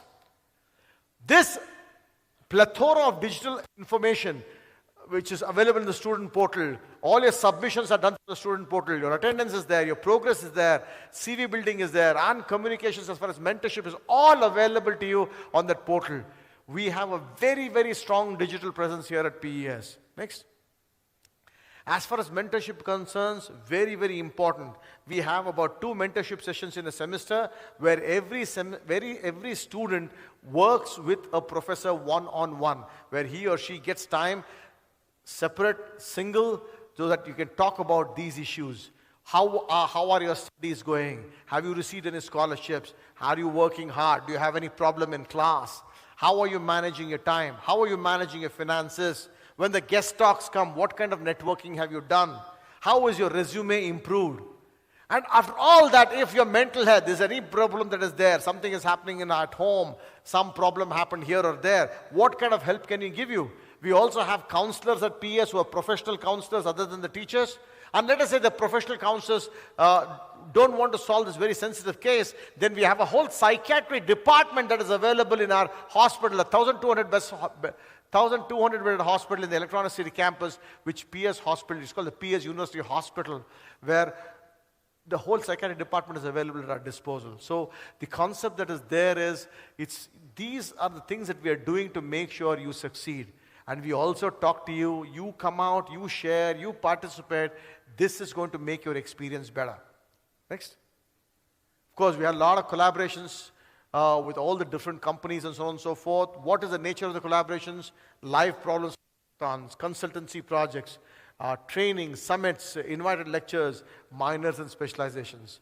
All these hackathons are wonderful places for companies to come and recruit students. They come in, the companies come in for hackathons, they don't send 1 or 2 persons. They send about 6 to 7 people who come in, work with the students for 24 to 36 hours. They're there with the students. They're seeing how they work, how they behave, what they do in their environment. With that, at the end of it, sometimes they give prizes, sometimes they give 10 to 12 internships. So these are different venues in how industries are also innovating to see the next kind of talent they want to also get. Right? That is why all these are very important for you to understand. Next. This is by far, next 2-3 slides are very, very important, because every semester you need to understand what is your footprint on the digital world. How does your LinkedIn profile look? How does the CV look? Very, very important. What have I done? Have I published papers? Have I attended conferences? Have I done industrial visits? Have I worked with a professor? Next. Again, very, very important. These are things, these are guest talks by people who came to PES, gave a guest talk, went back and tagged their LinkedIn profile where they talked about how good the PES information was and how good they felt about PES. So taking a look at that, you can tag them, you can understand, and you can start off keeping in touch with them. That's the story that we want to try to tell. Next. Again, PwC had a wonderful session that we had. We had Hari from PwC, who's a senior vice president, who came and gave lectures with us. I think he gave us a 3rd lecture just a couple of weeks back. A lot of good things that are happening and how they're tagging themselves. Look, today's students, my visit to PS Industry reminded me of how bright the future is. What wonderful words they have to say. And if you tag yourself there, you start understanding that how you make professional connections, how you make friends. This is how your network also keeps improving. Next. Again, now, at the end semester of it all, remember, every semester you'll do 25 cases, 50 worksheets, 5 research papers, guest talks, club activities, peer-to-peer evaluations, one-on-one mentorships, hackathons, studython, industry visits, and summits. Even if you don't do anything else on your own, and if you just do the things that have been planned for you, you will go really, really far in updating the resume of yours. Next. The PESU playbook. What does this playbook have? Remember, we have so many of the activities piled in for you. How do you keep track of them? Next. This is how we keep track of them. There is a PESU app that you log in. Your whole timetable is given out for you. On, let us say, on Wednesday at 11 o'clock, you know which class you have. In that class, you know which topics they are going to cover. In that 3rd class, whether there is a worksheet, whether there is a case study, whether there is a research paper due, or you're going to talk about it, everything is laid out to you. You clearly know what you're doing, and you clearly know when the ISA is, ESA is, when the summits are, when the hackathons are, when the activities are. Everything laid out to you properly, clearly, so that you really know what is actually happening and not have to worry about it. So you can plan the week ahead, you can plan the day ahead, you can even plan the month ahead to figure out, hey, this hackathon I want to participate in, this industry visit I want to go to, these topics that are there in class, I will prepare before and go to class. A lot of different things that you can do with respect to this. Next. Again, as far as actualization strategy goes, we had this thing called Ajoy, where we talk about awareness, goal orientation, initiatives, learnability, and ethics. The ability for us to understand who we are, what we are trying to do, how will we go about doing things, and make sure our ethics as far as service is concerned is totally delivered to you. Next. This is by far the most important slide I feel in the entire presentation. After listening to all this, when you go back home, what is your agenda? What should be your agenda for the next 3 to 4 years? What is your commitment going to look like? What is it about you that makes special? What is your vision and what is your core value? What is your concept of CV building and resume building? What are you going to do about it? And then AI being here, how is your future plans going to account for it? How are you countering that? How are you taking advantage of it? How are you making yourself better? These are the questions that you need to build a slide deck for. In the semesters to come, you need to have a presentation which talks about you in these areas. What's my vision? What's my core value? What's my CV look like? And how am I working in this world of AI, which is being so automated in such a hurry? Next. Again, this is my last slide. So this slide talks about the concept of, what do we say? Everybody talks about your passion, passion, passion, passion. And here we are trying to tell you, please don't follow your passion. Please follow your effort. Passion will come when your effort is there. You see some success and then you'll probably develop a passion. You say, I have a passion for it, and if you're not able to put in the work, it is not going to take you anywhere. We are here to understand we need to put an effort and a lot of effort. And that effort could translate to a lot of wonderful things that you have in your dreams. With those words, thank you so much for being here. Welcome to PS. Welcome again, and see you tomorrow for class. A lot of good activities being planned for you. Thank you so much, and welcome to PS. Thank you so much.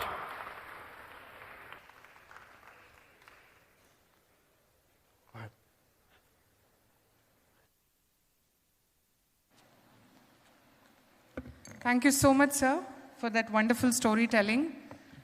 I'm sure that it was very compelling enough to make sure that this is the right choice that all of you have done for yourself.